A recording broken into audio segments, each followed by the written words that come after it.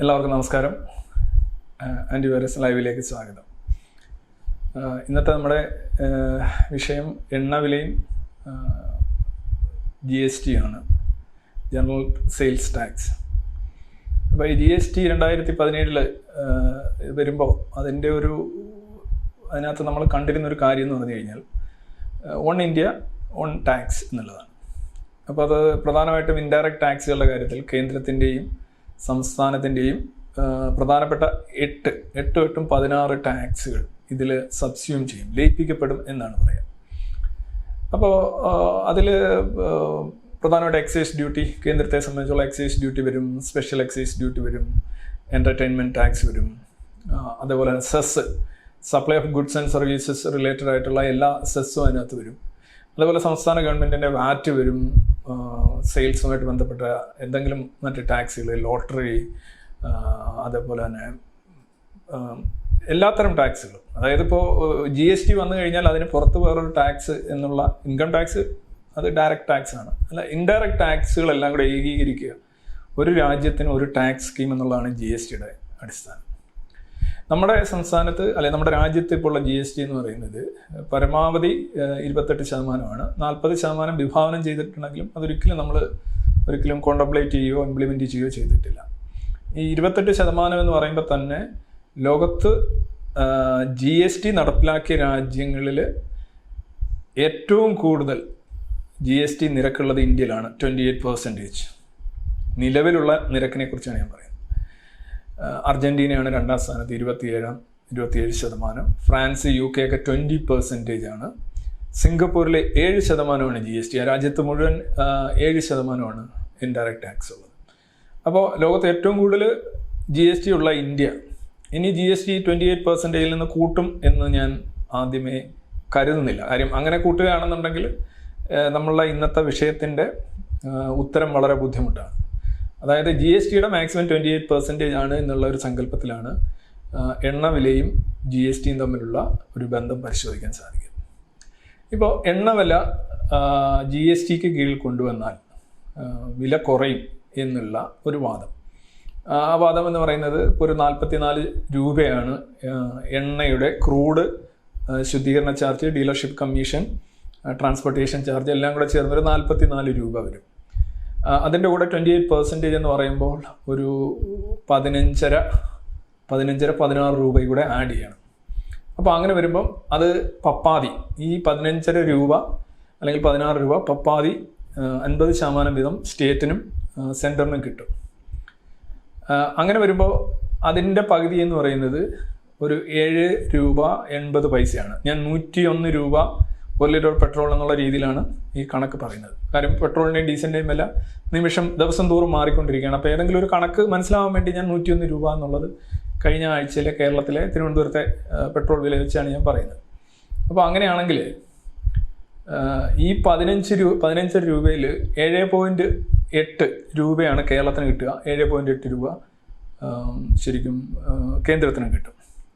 അങ്ങനെ വരുമ്പോൾ പെട്രോളിൻ്റെ വില 44, 15, 59, 60 രൂപ അല്ലെങ്കിൽ 61 രൂപ, അത് വേരീസ്. ആ ഒരു വിലയ്ക്ക് ഒരു 10-40 രൂപ കുറച്ച് നമുക്ക് പെട്രോൾ 1 ലിറ്ററിന് കിട്ടും GST നടപ്പിലാക്കുമെങ്കിൽ. അപ്പോൾ GST നടപ്പിലാക്കിയ പെട്രോൾ വില കുറയുമോ എന്ന് ചോദിച്ചു കഴിഞ്ഞാൽ സ്ട്രെയിറ്റ് ആൻസർ കുറയുമെന്ന് തന്നെയാണ്. അത് നല്ലൊരു കുറവാണ്. ഒരു 60-70 ഇടയ്ക്കുള്ള ഒരു തുകയ്ക്ക് പെട്രോൾ 1 ലിറ്ററിന് നിലവിൽ നമുക്ക് കിട്ടും. പക്ഷേ അതിനെതിരെ പല വാദങ്ങളും ഉന്നയിക്കാറുണ്ട്. ആദ്യമായിട്ട് പെട്രോളിൻ്റെ വില GSTയിൽ കൊണ്ടുവന്നു കഴിഞ്ഞാൽ കുറയില്ല എന്നുള്ളതിന് ഒരു വാദമായിട്ട് ഉന്നയിക്കുന്നത് LPG സിലിണ്ടറിൻ്റെ വില 5% GST മാത്രമേ ഉള്ളൂ. പക്ഷേ അതിൻ്റെ വില കഴിഞ്ഞ ഒരു 18 മാസമായിട്ട് കൂടി വരികയാണ്. അത് GSTയിൽ കൊണ്ടുവന്നാലും വില കുറയില്ല എന്നുള്ളതിൻ്റെ തെളിവാണ് എന്നൊരു വാദം പറയുന്നുണ്ട്. ഈ വാദം പരിശോധിക്കുമ്പോൾ നമുക്ക് മനസ്സിലാവുന്നത് 2020 ഒക്ടോബർ മുതൽ 2021 സെപ്റ്റംബർ ഈ മാസം വരെയുള്ള കാലയളവിൽ LPG അന്താരാഷ്ട്ര ലെവലിൽ LPG, പ്രൊപ്പൈനും ബ്യൂട്ടൈനും അടക്കുന്ന LPG അതിൻ്റെ അന്താരാഷ്ട്ര മാർക്കറ്റിലെ വില അനുസരിച്ചാണ് നമ്മൾ അതിൻ്റെ സബ്സിഡിയും അതിൻ്റെ വിലയും എല്ലാം തീരുമാനിക്കുന്നത്. ഈവൻ ഡൊമസ്റ്റിക് ആയിട്ടുള്ള പ്രൊഡക്ഷനും ഇൻ്റർനാഷണൽ പ്രൈസ് പാരിറ്റി അടിസ്ഥാനത്തിലാണ് ഇന്ത്യ ഗവൺമെൻറ് നിശ്ചയിക്കുന്നത്. 2020 ഒക്ടോബറിൽ ഒരു മെട്രിക് ടൺ 1000 കിലോ എന്നാണ് ഒരു മെട്രിക് ടണ്ണിൻ്റെ അർത്ഥം. ഒരു മെട്രിക് ടൺ LPG, ഒരു കോംബോ ഒക്കെ ഞാൻ പറയുകയാണ്, ഓരോന്നിനും വ്യത്യസ്ത, ഇപ്പോൾ പ്രൊപ്പൈനും ബ്യൂട്ടനും ഒക്കെ വ്യത്യസ്ത വിലയാണെങ്കിലും പെട്ടെന്ന് മനസ്സിലാവാനായിട്ടൊരു കോംബോ ആയിട്ട് പറയുകയാണ്. ഒരു മെട്രിക് ടൺ LPGക്ക് 2020 ഒക്ടോബറിൽ $359. അത് വന്നിട്ട് 2021 സെപ്റ്റംബറിൽ ഈ മാസം വരുമ്പോൾ ഒരു മെട്രിക് ടണ്ണിന് $679 ആവുന്നു. അതായത് ഈ ഒരു 17-18 മാസം $320 അടിസ്ഥാന വിലയിൽ മെട്രിക് ടണ്ണിന് വ്യത്യാസം ഉണ്ടാകും. അതൊരു വലിയ മാറ്റമാണ്. അതേസമയം ഇവിടെ സംഭവിച്ചത് $490 പെർ സിലിണ്ടറിൽ നിന്ന് 850 മുതൽ 950 വരെ അല്ലെങ്കിൽ 980 വരെ സിലിണ്ടറിനും വ്യത്യസ്തമായി അല്ലെങ്കിൽ വർദ്ധിച്ചു. അപ്പോൾ അവിടെ കഴിഞ്ഞ 17 മാസം കൊണ്ട് $320 മെട്രിക് ടണ്ണിന് വർദ്ധിച്ചെങ്കിൽ ഇന്ത്യയിൽ സിലിണ്ടറിന് 490, 500 അല്ലെങ്കിൽ 550 നിന്ന് ഒരു 950, 980 വരെ വർദ്ധിച്ചു. ഇതിൻ്റെ പിന്നെ അതേപോലെ തന്നെ ഈ മാസങ്ങളിൽ നമ്മൾ കാണുന്നത് രൂപയുടെ വിനിമയ നിരക്കും ആനുപാതികമായി കുറയുകയും ചെയ്തു. അപ്പോൾ അങ്ങനെ നോക്കുമ്പോൾ LPG സിലിണ്ടറിൻ്റെ മേലുണ്ടായിട്ടുള്ള വില വ്യതിയാനം അന്താരാഷ്ട്ര മാർക്കറ്റിലെ LPG ഉൽപ്പന്നങ്ങളുടെ വില വർധനവുമായിട്ട് നോക്കുമ്പോൾ ശരിക്കും കറസ്പോണ്ടിങ് ആണ്. അവിടെ യഥാർത്ഥത്തിൽ GST ആക്കിയത് കൊണ്ടാണ് ശരിക്കും ഈ 950 അല്ലെങ്കിൽ 1000 ഇപ്പോൾ എത്രയാണ് ഇപ്പോൾ ഉള്ളതെന്ന് വെച്ചാൽ മാറിക്കൊണ്ടിരിക്കുമല്ലോ. അതായത് ഈ GST 5% ആയതുകൊണ്ടാണ്. GST അല്ല, പെട്രോളിയം ഡീസൽ ഉൽപ്പന്നങ്ങളുടെ മേൽ ചുമത്തുന്ന നികുതിയുടെ അതേ നിരക്കിലാണ് LPGയിൽ ചുമത്തിയിരുന്നെങ്കിൽ LPG സിലിണ്ടറിന് ഈ മാസം ഒരുപക്ഷെ 1600, 1700 ആ ലെവലിൽ നമുക്ക് കൊടുക്കേണ്ടി വരുമായിരുന്നു. അപ്പോൾ GST LPG സിലിണ്ടറിൻ്റെ കാര്യത്തിൽ ഏർപ്പെടുത്തിയത് കൊണ്ട് വില കൂടിയെങ്കിലും ഒരു വൻപിച്ച വിലക്കയറ്റത്തിൽ നിന്ന് അത്രമാത്രം വിലക്കയറ്റം അന്താരാഷ്ട്ര മാർക്കറ്റിൽ ഉണ്ടായി എന്നാണ് നമ്മൾ കാണുന്നത്. മനസ്സിലായില്ലേ? അപ്പോൾ ചിലർ പറയും അത് സബ്സിഡിയാണ് അതിനകത്തൊരു വലിയൊരു ഫാക്ടറാണ്. ആക്ച്വലി സബ്സിഡി 2020 മെയ് മാസത്തിന് ശേഷം സബ്സിഡി കൊടുത്തിട്ടില്ല. നമ്മൾ പഹൽ സ്കീം പ്രകാരം ഈ കൺസ്യൂമറിൻ്റെ ബാങ്ക് അക്കൗണ്ടിലേക്ക്, ആധാറുമായി ലിങ്ക് ചെയ്ത ബാങ്ക് അക്കൗണ്ടിലേക്ക് സബ്സിഡി ഇട്ട് കൊടുക്കുക എന്നുള്ളതായിരുന്നു ഗവൺമെൻറ്റിൻ്റെ നയം. പക്ഷേ 2020 ഗവൺമെൻറ് പറഞ്ഞത് ഇതാണ്: മാർക്കറ്റ് പ്രൈസ്, LPG സിലിണ്ടറിൻ്റെ മാർക്കറ്റ് പ്രൈസും സബ്സിഡൈസ്ഡ് പ്രൈസും തമ്മിൽ വ്യത്യാസമില്ലാതായി. അപ്പോൾ അക്കൗണ്ടിൽ ഇട്ട് കൊടുക്കേണ്ട പൈസ 0 അങ്ങനെ മെയ് മാസം പലർക്കും സബ്സിഡൈസ്ഡ് LPG എന്നുള്ള റെസീപ്റ്റ് കിട്ടിയപ്പോൾ നിങ്ങൾക്ക് ബാക്കി അങ്ങോട്ട് വരുന്ന തുക 0 എന്ന് രേഖപ്പെടുത്തി. പക്ഷേ അതിനുശേഷം ആ മെയ് മാസത്തിന് ശേഷം ഒരുപാട് മാറ്റങ്ങളുണ്ടായി. പക്ഷേ അത് ഒന്നും ഈ സബ്സിഡിയുടെ കാര്യത്തിൽ പിന്നെ യാതൊരു അനക്കവും ഇല്ല. കഴിഞ്ഞ 17 അല്ലെങ്കിൽ 16, 17 മാസമായിട്ട് ഈ ഉപഭോക്താക്കളുടെ അക്കൗണ്ടിലേക്ക് സബ്സിഡി കൊടുക്കുന്നതേയില്ല. അതിന് പറയുന്നത് 2020 മെയ്യിൽ സബ്സിഡിയും നോൺ സബ്സിഡൈസ്ഡ് LPGയും സബ്സിഡൈസ്ഡ് LPGയും തമ്മിലുള്ള വ്യത്യാസം ഇല്ലാതായി എന്നുള്ളതാണ്. അപ്പം ഞാൻ പറഞ്ഞു വന്നത് LPGയുടെ വിലവർദ്ധവിൻ്റെ പ്രധാന കാരണം, ഏതാണ്ട് മുഖ്യ കാരണം എന്ന് പറയാവുന്നത് അന്താരാഷ്ട്ര മാർക്കറ്റിലെ വിലവർദ്ധനവും അതുപോലെ തന്നെ രൂപയുടെ വിനിമയ നിരക്കിലുണ്ടായ ഇടിവുമാണ്. അല്ലാതെ GST ഏർപ്പെടുത്തിയതുകൊണ്ടല്ല. GST ഏർപ്പെടുത്തിയതുകൊണ്ട് അത്രയും നിന്നു. അപ്പോൾ സമാനമായിട്ട് ഇപ്പോൾ GSTയിൽ വേറൊരു വാദം ഉന്നയിക്കാറുണ്ട്. അതായത് GST ഈ കൊണ്ടുവന്നിട്ടും കാര്യമില്ല, സെസ് നിർത്തലാക്കിയെങ്കിൽ മാത്രമേ പെട്രോളിനും ഡീസലിനും വില കുറയും. പെട്രോൾ തന്നെ എടുത്തു നോക്കുക. പെട്രോളിന് എത്രയാണ് സെസ്? എന്താണ് സെസ് എന്ന് പറയുമ്പോൾ? ഇതിനെല്ലാം പുറമേ ഉള്ള ഒരു സവിശേഷ അധികാരം വെച്ച് ചുമത്തുന്ന ഒന്നാണ് സെസ്. അപ്പോൾ ഈ സെസ്സുകളൊന്നും തന്നെ യഥാർത്ഥത്തിൽ GST വരുമ്പോൾ ഉണ്ടാകാൻ പാടില്ലെന്നാണ് വിഭാവനം ചെയ്തിട്ടുള്ളത്. ഇപ്പോൾ 1 ലിറ്റർ പെട്രോളിൻ്റെ മേലെ നോക്കുകയാണെന്നുണ്ടെങ്കിൽ കേന്ദ്ര ഗവൺമെൻറ്റിൻ്റെ നികുതി എന്ന് പറയുന്നത് 33.90, അതായത് 33 രൂപയാണ്. 32.90 എന്ന് പറയുന്നത് 33 രൂപയാണ്. ഈ 33 രൂപയിൽ ബേസിക് എക്സൈസ് ഡ്യൂട്ടി എന്ന് പറയുന്നത് 1 രൂപ 40 പൈസയാണ്. അതിൻ്റെ ഷെയർ സംസ്ഥാനങ്ങൾക്ക് വീതിച്ച് കഴിയുമ്പോൾ കേരളത്തിന് ജനസംഖ്യാനുപാതമായിട്ട് നോക്കുമ്പോൾ 1 ലിറ്ററിന് 1 പൈസ വെച്ചേ കിട്ടുള്ളൂ. അത് വളരെ നിസ്സാരമാണ്. പിന്നീടുള്ളത് അഡീഷണൽ ആയിട്ടുള്ള സ്പെഷ്യൽ എക്സൈസ് ഡ്യൂട്ടിയാണ്. അത് 13.50 ആയിരുന്നു. അത് കുറച്ച് 11 ആക്കിയിട്ടുണ്ട്. ആ സ്ഥാനത്ത് ₹2.50 അഗ്രികൾച്ചറൽ സെസ് കൊണ്ടുവന്നു. അഗ്രികൾച്ചറൽ സെസ് കൊണ്ടുവന്നപ്പോൾ ആ ₹2.50 ഈ സെസ്സിൽ നിന്ന്, അതായത് അഡീഷണൽ എക്സൈസ് ഡ്യൂട്ടിയിൽ നിന്ന് കുറവ് ചെയ്തുകൊണ്ട് മൊത്തം നികുതി 33 രൂപയിൽ നിലനിർത്തുകയാണ് ഉണ്ടായത്. അപ്പോൾ 11 രൂപ അഡീഷണൽ എക്സൈസ് ഡ്യൂട്ടി. പിന്നെ ഉള്ളത് മറ്റൊരു വലിയ സെസ്സാണ്, 18 രൂപയുടെ സെസ്സാണ്. അതാണ് ഇൻഫ്രാസ്ട്രക്ചർ സെസ് എന്ന് പറയുന്നത്. അതായത് ഇൻഫ്രാസ്ട്രക്ചർ ഡെവലപ്മെൻറ്റിനായിട്ട് പ്രത്യേക സെസ് 1 ലിറ്റർ പെട്രോളിന് മേളിൽ 18 രൂപ ചുമത്തിയിട്ടുണ്ട്. അപ്പോൾ ഈ 18 രൂപയും ₹2.50 സെസ് എന്ന് പറയുമ്പോൾ 20.50. ഈ സെസ് മാറ്റണം എങ്കിലേ വില കുറയുമെന്നാണ് പറയുന്നത്. അപ്പോൾ GST വരുമ്പോൾ ആക്ച്വലി ഈ സെസ് പോകണം. അല്ലെങ്കിൽ GSTയുടെ നിലവിൽ നമ്മൾ മനസ്സിലാക്കുന്നത് ഇൻഫ്രാസ്ട്രക്ചർ എന്ന് പറയുമ്പോൾ supply of goods and services എന്നുള്ളതാണ്. അതിൽ വരുന്നതാണ് ശരിക്കും ഇൻഫ്രാസ്ട്രക്ചർ സെസ് എന്നാണ് നമുക്ക് മനസ്സിലാക്കാൻ കഴിയുക. കാരണം സപ്ലൈ, ഇൻഫ്രാസ്ട്രക്ചർ, വിതരണം, അങ്ങനെ തന്നെയാണ് വരേണ്ടത്. അപ്പോൾ സ്വാഭാവികമായിട്ട് എല്ലാ സെസ്സുകളും GST വരുമ്പോൾ പോകേണ്ടതാണ്. ഇനി GSTയും കൊണ്ടുവന്നിട്ട് വേറെ വലിയ സെസ് നിലനിർത്തുകയാണെന്നുണ്ടെങ്കിൽ അത് പിന്നെ അതിനകത്ത് സംസാരിച്ചിട്ട് കാര്യമില്ല. സെസ് നിലനിർത്തിക്കൊണ്ട് ഈ ഇൻഫ്രാസ്ട്രക്ചർ സെസ് നിലനിർത്തിക്കൊണ്ട് GST കൊണ്ടുവരിക എന്ന് പറയുമ്പോൾ ഇറ്റ് ഡസൻറ്റ് മീൻ എനിത്തിങ്. പിന്നെ GSTയുടെ ആവശ്യമില്ല. 1 India 1 ടാക്സ് എന്നുള്ള ആ ഒരു സന്ദേശവും ഒരു മെസ്സേജ് അവിടെ സാക്ഷാത്കരിക്കപ്പെടുന്നില്ല. അത് ബേസ്ലെസ് ആയിട്ടുള്ളൊരു ഒരു കോൺസെപ്റ്റായിട്ട് വരും. അപ്പോൾ സ്വാഭാവികമായിട്ടും GST ഏർപ്പെടുത്തി കഴിഞ്ഞാൽ പെട്രോളിൻ്റെയും ഡീസലിൻ്റെയും വില കുറയുക തന്നെ ചെയ്യും. സെസ് അതിനകത്ത് GSTയിൽ പോകണം. GSTയിൽ പോകുന്നില്ല എന്നുണ്ടെങ്കിൽ തിരിച്ചൊന്ന് ചിന്തിച്ച് നോക്കുക. GST ഇപ്പോൾ 28% ആണ്. ഒരു മാക്സിമം 40% വരെ കൊണ്ടുവരാം. പാർലമെൻറ്റിൻ്റെ അനുമതി ഇല്ലാതെ തന്നെ കൊണ്ടുവരാം. സംസ്ഥാന ഗവൺമെൻറ്റുകളും കേന്ദ്ര ഗവൺമെൻറ്റും എല്ലാം കൂടെ ഇപ്പോൾ GST കൗൺസിൽ മീറ്റിങ്ങുകൾ നടക്കുന്നത്. ഇപ്പോൾ 45ാമത്തെയാണ് നടന്നത്. അപ്പോൾ ഈ 2022 ജൂലൈയിൽ വരെ GSTയിൽ ഉണ്ടാകുന്ന നഷ്ടം സംബന്ധിച്ച് കേന്ദ്ര ഗവൺമെൻറ്റിന് നികത്തി കൊടുക്കാനുള്ള ബാധ്യത ഉണ്ട്. 2022 ശേഷം യഥാർത്ഥത്തിൽ ജൂലൈക്ക് ശേഷം കളി മാറുകയാണെങ്കിൽ പുതിയ നെഗോഷിയേഷൻ, പുതിയ സെറ്റിൽമെൻറ്റും വരേണ്ടതുണ്ട്. അപ്പം ഈ GST നിലവിലുള്ള നിരക്കിൽ 28% എന്നുള്ളത് 40% ആക്കുകയാണെന്നിരിക്കട്ടെ. സപ്പോസ് 40% ആക്കാമല്ലോ, പാർലമെൻറ്റിൻ്റെ അംഗീകാരമില്ല, 40% ആക്കാൻ 2017 നമ്മളങ്ങനെ തീരുമാനിച്ചതാണെന്ന് പറഞ്ഞാൽ അങ്ങനെ ആക്കുകയാണെന്നുണ്ടെങ്കിൽ അപ്പോൾ ഇക്വേഷൻ പിന്നെ മാറും. ഇനി വേണമെങ്കിൽ 40 മാറ്റിയിട്ട് 100 ആക്കിയാൽ എന്ത് ചെയ്യും? അങ്ങനെ ചിന്തിച്ചിട്ട് കാര്യമില്ല. കാരണം ഇപ്പോൾ GSTക്കുള്ളത് 5% ഏറ്റവും താഴ്ന്ന നിരക്ക്, 12%, 18%, 28%. ഇതാണ് ഈ ഇന്ത്യ രാജ്യത്ത് ഇപ്പോൾ തുടർന്ന് പോകുന്ന GST.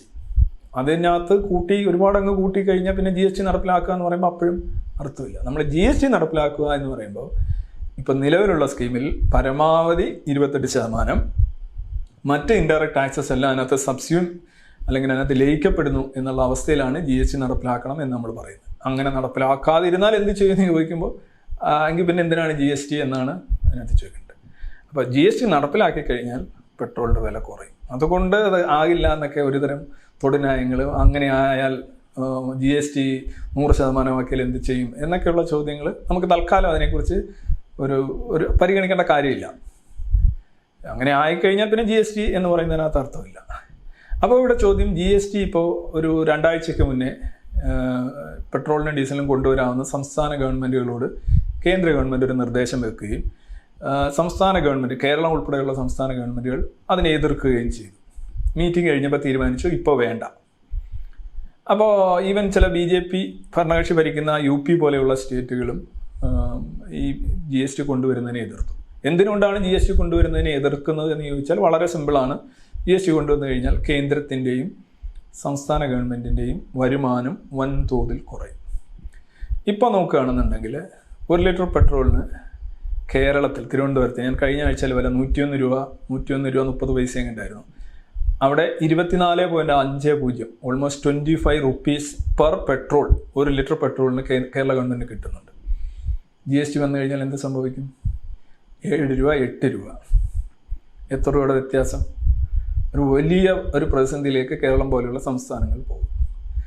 ഇന്ത്യയിലെ ഫെഡറൽ സിസ്റ്റം നോക്കുമ്പോൾ സംസ്ഥാനങ്ങൾക്ക് നികുതി വരുമാന സ്രോതസ്സുകൾ കുറവാണ്, നികുതി ചുമത്താനുള്ള അധികാരങ്ങൾ കുറവാണ്, കടമെടുക്കാനുള്ള അധികാരങ്ങളും അവകാശങ്ങളും കുറവാണ്. അങ്ങനെ കുറേയധികം ഫിനാൻഷ്യലായിട്ടുള്ള കൺസ്ട്രെയിൻസ് ഇന്ത്യയിലെ സംസ്ഥാനങ്ങളുണ്ട്. സംസ്ഥാനങ്ങൾ പൊതുവിൽ ദരിദ്രമാണ്. ദൈനംദിന പ്രവർത്തനങ്ങൾക്ക് പണം കണ്ടെത്താനായിട്ട് ഒരുപാട് ബുദ്ധിമുട്ടുന്ന സംസ്ഥാനങ്ങളാണ് ഇന്ത്യയിൽ ഭൂരിഭാഗമുള്ളത്. വലിയ റിച്ച് ആയിട്ടുള്ള സംസ്ഥാനങ്ങൾ ഒഴികെ നമ്മൾ നോക്കുകയാണെന്നുണ്ടെങ്കിൽ പൊതുവിൽ ആ റിച്ച് എന്ന് പറയുന്നതൊന്നും അത്ര വലിയ റിച്ച് ഒന്നും അല്ല. നമ്മൾ സംസ്ഥാനങ്ങൾക്ക് വളരെയധികം ബുദ്ധിമുട്ട് ഉള്ളതാണ്. അപ്പോൾ ഇവിടെ ഒരു ചോദ്യം, ഈ സെസ് ഈ സാധാരണഗതിയിൽ പറഞ്ഞുകൊണ്ടിരുന്ന ഒരു വാദം, ഇപ്പോൾ GSTയിലേക്ക് കൊണ്ടുവരാൻ സംസ്ഥാനങ്ങളും അനുവദിക്കുന്നില്ല, സെൻട്രലും അനുവദിക്കുന്നില്ല. അപ്പോൾ പറയും സെൻട്രൽ അല്ലേ ഈ ഒരു പ്രപ്പോസൽ വെച്ചത്. അത് ശരിക്കും ഒരു എന്താ പറയുക, ഒരു തന്ത്രമായിരുന്നു എന്നാണ് ഞാൻ കരുതുന്നത്. കാരണം ഒരിക്കലും GSTയിലേക്ക് പെട്രോളും ഡീസലും കൊണ്ടുവരാനായിട്ട് കേന്ദ്രം ആഗ്രഹിക്കുന്നുണ്ടാവില്ല. എന്തുകൊണ്ട്? ഞാനൊരു ചെറിയ കണക്ക് പറയാം.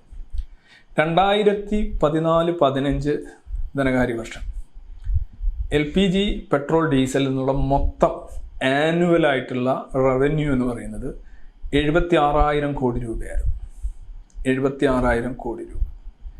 2021 ജനുവരി മുതൽ ഏപ്രിൽ വരെയുള്ള 4 മാസം ഇതേ സ്രോതസ്സിൽ നിന്ന് ഇന്ത്യ ഗവൺമെൻറ് കളക്ട് ചെയ്തത് 2.9 ലക്ഷം കോടി രൂപയാണ്. 2,90,000 എന്ന് പറയുമ്പോൾ 2.9 ലക്ഷം കോടി രൂപയാണ്. അതായത് ഒരു വർഷം കൊണ്ട് 76,000 കോടി കിട്ടിയെടുത്തുന്നത് ഏതാണ്ട് 4 മാസം കൊണ്ട് 2.9 lakh crore. അപ്പോൾ പെട്രോൾ ഡീസൽ LPG അടിസ്ഥാനത്തിൽ റവന്യൂ കളക്ട് ചെയ്യുന്നതിൽ കഴിഞ്ഞ 7 വർഷം കൊണ്ട് എത്ര ഇരട്ടി വർധനമാണ് ഉണ്ടായിരിക്കുന്നതെന്ന് ആലോചിച്ചു. അപ്പോൾ ഗവൺമെൻറ് ഓൾമോസ്റ്റ് ഒരു പ്രധാന വരുമാന സ്രോതസ്സായിട്ട് എണ്ണ അതുപോലെ തന്നെ LPG മാറിയിട്ടുണ്ട്. അവിടെ GST കൊണ്ടുവരാൻ കേന്ദ്രം ഒരു കാരണവശാലും ആഗ്രഹിക്കുന്നുണ്ടാവില്ല എന്ന് വ്യക്തമാണ്. പക്ഷെ ഇവിടെ ഈ എണ്ണവിലയുടെ വർധനവിൻ്റെ പ്രധാന പഴി കേന്ദ്രത്തിന് നിരന്തരം ചാരിക്കൊണ്ട് സംസ്ഥാന ഗവൺമെൻറ്റുകൾ നല്ല തോതിൽ വാറ്റ് അവർ നേടിയെടുക്കുന്നുണ്ട്. ഇപ്പോൾ 1 ലിറ്റർ പെട്രോളിൻ്റെ കാര്യത്തിൽ പറയുകയാണെന്നുണ്ടെങ്കിൽ 33 രൂപ സെൻറ്ററിന് ലഭിക്കുമ്പോൾ അതിൽ ബേസിക് എക്സൈസ് ഡ്യൂട്ടി മാത്രം ഷെയർ ചെയ്താൽ മതി. 25 രൂപ കേരളത്തിന് കിട്ടുന്നുണ്ട്. 25 കേരളം, 33 സെൻട്രൽ ഗവൺമെൻറ്. പക്ഷേ ഇതിൻ്റെ വർധനവിൻ്റെ മുഴുവൻ പഴിയും സെൻട്രൽ ഗവൺമെൻറ്റിലാണ്. അപ്പോൾ സമരങ്ങളൊക്കെ കേരളത്തിൽ നടക്കുന്നുണ്ട്. അപ്പം യഥാർത്ഥത്തിൽ എന്താ സംഭവിക്കുന്നത്? ഈ സെൻട്രൽ ഗവൺമെൻറ് ഏർപ്പെടുത്തിയിരിക്കുന്ന 33 രൂപ എന്ന് പറയുന്ന സെസ്സും ടാക്സും കൂടെ ചേർന്ന് തുകയ്ക്ക് 32% നികുതി കേരളം ചുമത്തുന്നുണ്ട്. അതായത് ടാക്സ് ഓൺ ടാക്സ് എന്നാണ് പറയുന്നത്.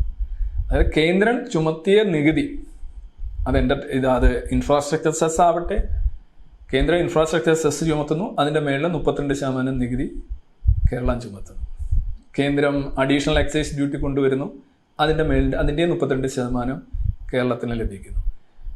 അതുപോലെ തന്നെ കേന്ദ്രം അഗ്രികൾച്ചറൽ സെസ് കൊണ്ടുവരുന്നു, അതിൻ്റെയും 32% കിട്ടും. അതായത് ഈ 33 രൂപയുടെ 32% കേരളത്തിന് കിട്ടുന്നുണ്ട്. അതാണ് നമ്മൾ മനസ്സിലാക്കുക. അത് ഏതാണ്ട് 12 രൂപയോളം, 11-12 രൂപയോളം വരും. അപ്പം യഥാർത്ഥത്തിൽ ഇവിടെ പറഞ്ഞുകൊണ്ടിരുന്ന ഒരു വാദം എന്ന് പറയുന്നത്, ഈ ബേസിക് എക്സൈസ് ഡ്യൂട്ടി 1.40 രൂപ അത് മാത്രമാണ് സംസ്ഥാനങ്ങളുമായിട്ട് ഷെയർ ചെയ്യുന്നത്. അത് ശരിയാണ്. അത് ഷെയർ ചെയ്ത് വരുമ്പോൾ കേരളത്തിന് 1 ലിറ്ററിന് 1 പൈസ വെച്ചേ കിട്ടൂ എന്നുള്ളതാണ്. അതും ശരിയാണ്. പക്ഷേ കാണാതെ പോകുന്നൊരു കാര്യം, അതിൻ്റെ ഷെയറേ കിട്ടുന്നുള്ളൂ അല്ലേ? അതിൻ്റെ ഷെയർ എന്ന് പറയുന്നത് ജനസംഖ്യ അടിസ്ഥാനത്തിൽ നോക്കുമ്പോൾ കേരളത്തിന് വളരെ കുറച്ചേ കിട്ടുന്നുള്ളൂ. പക്ഷെ അതിനേക്കാൾ വലിയ ഇതാണ് ഈ ടാക്സ് ഓൺ ടാക്സ്. ഈ 33 രൂപയുടെ 32% ഓൾമോസ്റ്റ് 11-12 രൂപ കേരളത്തിന് കിട്ടുന്നുണ്ട്. ഇനി കേന്ദ്രം അത് ഓരോന്ന് കൂട്ടിയാലും അതിൽ ഏതെങ്കിലും ഒരു സെസ് കൂടെ കൊണ്ടുവന്നാലും അതിൻ്റെ 32% കേരളത്തിനും മറ്റു സംസ്ഥാനങ്ങൾക്കും കിട്ടും. മാത്രമല്ല ഈ 25 രൂപ അല്ലെ 24 രൂപ കേരളത്തിന് അല്ലെങ്കിൽ ഏത് സംസ്ഥാനത്തിനും കിട്ടുന്നത് ഡിപ്പെൻഡിങ് ഓൺ വാറ്റ് റേറ്റ്. അത് എണ്ണയുടെ വില കൂടിക്കഴിഞ്ഞാൽ, അന്താരാഷ്ട്ര മാർക്കറ്റിൽ ക്രൂഡ് ഓയിലിൻ്റെ വില കൂടിക്കഴിഞ്ഞാൽ കൂടിയതിൻ്റെ 32% കിട്ടും. ഡീലർഷിപ്പ് ചാർജ് കൂടിയാൽ ആ കൂടിയതിൻ്റെ 32% കിട്ടും. ശുദ്ധീകരണ ചാർജ്, മറ്റ് കമ്മീഷനുകളും എല്ലാത്തിൻ്റെയും അതായത് എണ്ണ 1 ലിറ്റർ എണ്ണ നിങ്ങൾ അടിക്കുമ്പോൾ അത് കേരളത്തിൽ എത്തുന്നത് വരെയുള്ള എന്തൊക്കെ ചിലവ് അതിൻ്റെ മേളിലുണ്ട്, എന്തൊക്കെ നികുതിയുണ്ട്, എന്തൊക്കെ ചാർജുകളുണ്ട്, അതിൻ്റെ എല്ലാം 32% സംസ്ഥാനത്തിന് കിട്ടും. അപ്പോൾ സംസ്ഥാനത്തിന് യഥാർത്ഥത്തിൽ ഇതിൻ്റെ എല്ലാം ബെനിഫിറ്റ് ഉണ്ടായിക്കൊണ്ടിരിക്കുകയാണ്. അപ്പോൾ അവർ GSTയിലേക്ക് പോകാൻ അവർക്ക് താല്പര്യമില്ല. ഇനി അപ്പോൾ പറയുന്നൊരു കാര്യം, ഈ 33 രൂപ എന്തിനാണ് കേന്ദ്രം ചുമത്താൻ ഞങ്ങൾ പറഞ്ഞോ എന്നൊക്കെയുള്ള മുദ്രാവാക്യം. ശരിയാണ്, കേന്ദ്രമാണ് ചുമത്തിയത്. വിലവർദ്ധനവിന് കാരണം കേന്ദ്രം തന്നെയാണ്. അപ്പോൾ മനസ്സിലായല്ലേ, കൊന്നത് കേന്ദ്രം തന്നെയാണ്. അപ്പോൾ കൊന്നത് കേന്ദ്രം തന്നെയാണ്. അപ്പോൾ ഇറച്ചി കൊന്നതിന് ശേഷം ഇറച്ചിയുടെ ഒരു പോർഷൻ സംസ്ഥാനങ്ങൾക്ക് കിട്ടുന്നുണ്ട്. സംസ്ഥാനങ്ങൾ അത് കഴിച്ചുകൊണ്ടിരിക്കുകയാണ്. എന്നിട്ട് പറയുന്നത് കൊന്നത് ശരിയായില്ല. ശരിയാണ്, കൊന്നത് ശരിയായില്ല, വില കൂട്ടിയത് കേന്ദ്രമാണ്, നികുതി കൂട്ടിയത് കേന്ദ്രമാണ്. പക്ഷെ നിങ്ങൾ മാംസം കഴിക്കുന്നുണ്ടല്ലോ, മാംസം കഴിക്കുന്നുണ്ട്, പക്ഷേ കൊന്നത് ശരിയായില്ല. ഓക്കെ, അപ്പം ഈ മാംസം ഒന്നെടുത്തങ്ങ് മാറ്റാം. എന്തായാലും കൊന്നവർ അനോളജി ശരിയായില്ല, കൊന്നവരാൾക്ക് ജീവൻ കൊടുക്കാൻ പറ്റില്ല. അപ്പോൾ പക്ഷേ ഞാൻ പറയും മാംസം എടുത്ത് മാറ്റാൻ പറയുകയാണ്. മാംസം എടുത്ത് മാറ്റുകയാണെങ്കിൽ ഞങ്ങൾക്ക് പകരം മാംസം തരണം. പക്ഷെ നിങ്ങൾ തന്നെയല്ലേ കൊന്നത് ശരിയായില്ലെന്ന് പറഞ്ഞ്. അല്ല, കൊന്നത് ശരിയായില്ല, പക്ഷേ ഈ മാംസം ഞങ്ങൾക്ക് കിട്ടിയ മാംസമാണ്, അത് നിങ്ങൾ എടുത്തു മാറ്റുകയാണെങ്കിൽ പകരം മാംസം തരും. കാരണം ഞങ്ങൾ പട്ടിണിയിലാണ്, ഞങ്ങൾക്ക് ഇത് വാങ്ങിക്കാൻ പൈസ ഇല്ല. അത് കറക്റ്റാണ്. സംസ്ഥാനങ്ങളുടെ കാര്യത്തിൽ ഫിനാൻഷ്യലായിട്ടുള്ള പ്രതിസന്ധി എന്ന് പറഞ്ഞാൽ രൂക്ഷമാണ്, അതിനകത്ത് യാതൊരു സംശയമില്ല. പക്ഷേ അതിനകത്ത് ഉന്നയിക്കുന്നൊരു വാദം, ഈ സെൻട്രൽ ഗവൺമെൻറ് ഒറ്റയടിക്ക് കൂട്ടിയ ഈ നികുതികളുടെ ബെനിഫിറ്റ് സ്റ്റേറ്റ് ഗവൺമെൻറ്റുകൾക്ക് കിട്ടുന്നുണ്ട് എന്നുള്ളൊരു യാഥാർത്ഥ്യം, ആ ഒരു ഫാക്റ്റ് നമ്മൾ അഡ്രസ്സ് ചെയ്യാതെ നമ്മളതിനെതിരെ സമരം നടത്തുകയും മുദ്രാവാക്യം വിളിക്കുകയും ചെയ്യുന്നത് ശരിയല്ല എന്നുള്ളൊരു വാദമാണ് എനിക്ക് മുന്നോട്ട് വെക്കുന്നത്. അതേപോലെ സെൻട്രൽ ഗവൺമെൻറ് കാര്യത്തിൽ ഈ GSTയിലേക്ക് കൊണ്ടുവരാമെന്ന് സെൻട്രൽ ഗവൺമെൻറ് പറഞ്ഞു. എനിക്ക് ഒന്ന് അവരുടെ വരുമാനം വൻതോതിൽ കുറയും, അതുകൊണ്ട് അവർക്ക് ഉള്ളിലൊരു താല്പര്യം ഉണ്ടാകാൻ ഒരു വഴിയും ഇല്ല എന്നാണ്. എക്കണോമിക്സും പൊളിറ്റിക്സും തമ്മിൽ വലിയ വ്യത്യാസമുണ്ട്. പൊളിറ്റിക്സിൽ നമുക്ക് വികാരവും മുദ്രാവാക്യവും മറ്റു കാര്യങ്ങളൊക്കെ വെച്ച് കാര്യങ്ങൾ അഡ്ജസ്റ്റ് ചെയ്യാം. നിങ്ങളൊരു മാനവികവാദിയാണ് എന്ന് നിങ്ങൾ പറഞ്ഞുകൊണ്ടിരുന്നാൽ അങ്ങനെ ആകുമായിരിക്കും, കുറേ പേരൊക്കെ വിശ്വസിക്കുക. പക്ഷേ എക്കണോമിക്സ് അങ്ങനെയല്ല. അത് ബേസിക്കലി അതിനകത്ത് സൈക്കോളജിയൊക്കെ ഉണ്ടെങ്കിൽ പോലും ഹാർഡ് ഫാക്ട്സ് ആൻഡ് ഫിഗേഴ്സ് വളരെ ഇമ്പോർട്ടൻ്റ് ആണ്. അതുകൊണ്ടാണ് 2012 മൻമോഹൻ സിംഗ് പറഞ്ഞത്, ഈ സബ്സിഡി എന്ന് പറയുന്നത് എങ്ങനെയെങ്കിലും നിയന്ത്രിക്കണം, അല്ലെന്നുണ്ടെങ്കിൽ ഈ രാജ്യം വലിയ പ്രതിസന്ധിയിലേക്ക് പോകുമെന്ന് മൻമോഹൻ സിംഗ് 2012 പറഞ്ഞത്. അന്ന് അദ്ദേഹം പറഞ്ഞ ഒരു പ്രസിദ്ധമായൊരു പ്രസ്താവനയുണ്ട്, നമുക്കറിയാം, പണം മരത്തിൽ കായ്ക്കുന്ന ഒന്നല്ല എന്നാണ് അദ്ദേഹം പറഞ്ഞത്. അന്ന് ഓയിൽ അക്കൗണ്ടിൻ്റെ ഡെഫിസിറ്റ്, കുടിശ്ശിക ലക്ഷക്കണക്കിന് കോടി രൂപയായിരുന്നു. അപ്പം അതുകൊണ്ട് ഈ സബ്സിഡി എന്ന് പറയുന്ന സംഗതി കേന്ദ്ര ഗവൺമെൻറ് നിർത്തലാക്കിയത് തന്നെ ഒന്ന് ആലോചിച്ച് നോക്കുക. LPGയുടെ തന്നെ ഒരു ഉദാഹരണം എടുത്ത് നോക്കുകയാണെങ്കിൽ 90കളിൽ തന്നെ ഇത് നിർത്തണം എന്നുള്ളൊരു വാദം മുന്നോട്ട് വെക്കുന്നുണ്ട്, നടക്കുന്നില്ല. 2012 അതായത് സബ്സിഡി കൊടുക്കുകയാണെങ്കിൽ അർഹരായിട്ടുള്ള, നിസ്വരായിട്ടുള്ള, ഒരു രീതിയിലും അത് വാങ്ങാൻ കഴിയാത്ത ആളുകളിലേക്ക് അത് പരിമിതപ്പെടുത്തുക. അതാണ് ഒരു ഹ്യൂമാനിറ്റേറിയൻ ആയിട്ട് നോക്കുമ്പോഴും ഒരു ക്ഷേമ പദ്ധതി എന്ന് നോക്കുമ്പോഴും സബ്സിഡിയുടെ ഗുണം ഇതാണ്. പൊതുവേ എല്ലാവർക്കും സബ്സിഡി കൊടുത്തിട്ട് അപ്പീസ് ചെയ്യുക എന്ന് പറയുമ്പോൾ എന്താ സംഭവിക്കുന്നത്? 2012 ആദ്യമായി സബ്സിഡി നിയന്ത്രിക്കാനായിട്ട് മൻമോഹൻ സിംഗിൻ്റെ കാലഘട്ടത്തിൽ ഒരു നിർദ്ദേശം വന്നു. MLA-മാർ, ex-MLA-മാർ, മിനിസ്റ്റേഴ്സ്, അങ്ങനെയുള്ള ആളുകൾ സ്വമേധയാ സബ്സിഡി വേണ്ടെന്ന് വെക്കണമെന്ന് പറഞ്ഞു. ഗ്യാസിൻ്റെ, LPG കുറച്ച് പേര് വേണ്ടെന്ന് വെച്ചു. പക്ഷേ മഹാഭൂരിപക്ഷ ആളുകളും ചെയ്തിട്ടില്ല എന്നുള്ളതാണ്. ex-ministers, ex-MLA ചെയ്തിട്ടില്ല, അതൊരു വസ്തുതയാണ്. അതിനുശേഷം 2015 മുൻ ധനകാര്യ വർഷം 10 ലക്ഷം രൂപ വാർഷിക വരുമാനം ഉണ്ടായിരുന്ന എല്ലാവരുടെയും, അത് ഇൻകം ടാക്സ് ബേസ് ചെയ്ത് അങ്ങനെയുള്ളതാണ്, അവരുടെ എല്ലാം തന്നെ സബ്സിഡി ഗവൺമെൻറ് എടുത്തു കളഞ്ഞു. അതിനുശേഷം ആ മാസം 2015 മാർച്ചിൽ ഈ സബ്സിഡി സ്വമേധയാ വേണ്ടെന്ന് വെക്കാനായിട്ട് പൗരന്മാരോട് ഒരു നിർദ്ദേശം കൊടുത്തു. അങ്ങനെ 2015 മാർച്ച് മുതൽ 2016 ഏപ്രിൽ വരെയുള്ള ഏതാണ്ട് ഒരു വർഷക്കാലം 1 കോടി ആൾക്കാരാണ് ഇന്ത്യയിൽ LPG സബ്സിഡി വേണ്ടെന്ന് വെച്ചത്. ഈ 1 കോടി ആൾക്കാർ ഒരു വർഷം കൊണ്ട് വേണ്ടെന്ന് വെച്ചു എന്ന് പറയുമ്പോൾ അമിതാഭ് ബച്ചനും അതേപോലെയൊക്കെയുള്ള ആൾക്കാരാണ് വേണ്ടെന്ന് വെക്കുന്നതെന്ന് ആലോചിക്കണം. അപ്പോൾ LPG സബ്സിഡി എന്ന് പറയുന്ന 60കളിൽ വന്ന ഒരു സാധനമാണ്. അത് കുറേശ്ശെ കുടഞ്ഞു കളഞ്ഞ് വെറും അർഹരായിട്ടുള്ള BPL അല്ലെങ്കിൽ ഇത് വാങ്ങിക്കാൻ കഴിയാത്ത മനുഷ്യരിലേക്ക് പരിമിതപ്പെടുത്തുക എന്നുള്ളൊരു ലക്ഷ്യമായിട്ട് അന്ന് ദേവഗൗഡയുടെ കാലഘട്ടത്തിലും ഗുജറാളിൻ്റെ കാലഘട്ടത്തിലും വാജ്പേയിയുടെ കാലഘട്ടം, മൻമോഹൻ സിംഗിൻ്റെ കാലഘട്ടം തൊട്ട് മോദി വരെയുള്ള ആ ഗവൺമെൻറ്റുകളുടെ സീരീസ് നോക്കണം. എല്ലാ ഗവൺമെൻറ്റുകളും ശ്രമിച്ചുകൊണ്ടിരിക്കുന്നത് ഈ സബ്സിഡി ബേസിക്കായിട്ട് വളരെ നീഡിയായിട്ടുള്ള ആൾക്കാരിലേക്ക് പരിമിതപ്പെടുത്തി സർക്കാരിൻ്റെ ചെലവുകളും ഉത്തരവാദിത്തങ്ങളും സാമ്പത്തികമായിട്ടുള്ള വലിയ കടബാധ്യതയും കുറയ്ക്കുക എന്നുള്ളതായിരുന്നു. അപ്പോൾ ഒരു വർഷം കൊണ്ട് തന്നെ 1 കോടി ആൾക്കാർ മാറി എന്നുള്ളതാണ്. പിന്നെ അതിനുശേഷം ഈ സബ്സിഡി ഇങ്ങനെ പല രീതിയിലും ഇപ്പോൾ കോവിഡ് കാലഘട്ടത്തിൽ 3 സിലിണ്ടർ വെച്ച് ഈ BPL ആയിട്ടുള്ള ആൾക്കാർക്ക് കൊടുക്കുന്ന ഒരു സ്കീം വന്നു. പക്ഷെ അപ്പോഴും സബ്സിഡി കുറയ്ക്കുക. 2020 മെയ് ആയപ്പോൾ സബ്സിഡി ഇതാ പെട്ടെന്ന് നിന്നിരിക്കുകയാണ്. സബ്സിഡി ഇപ്പോൾ കൊടുക്കുന്നില്ല കഴിഞ്ഞ 17 മാസമായിട്ട്. ഇപ്പോൾ LPG subsidy come to a standstill. അപ്പോൾ സബ്സിഡി നീക്കിയോ എന്ന് ചോദിച്ചു കഴിഞ്ഞാൽ പെട്രോളിയം പ്രകൃതിവാത മന്ത്രാലയം ഒരു ട്വീറ്റിൽ പറഞ്ഞിരിക്കുന്നത് subsidy LPG subsidy is not abolished എന്നാണ്. പക്ഷെ കൊടുക്കുന്നുണ്ടോയെന്ന് ചോദിച്ചാൽ കൊടുക്കുന്നില്ല. അതാണ്. ഉണ്ടോ എന്ന് ചോദിച്ചാൽ ഇല്ല.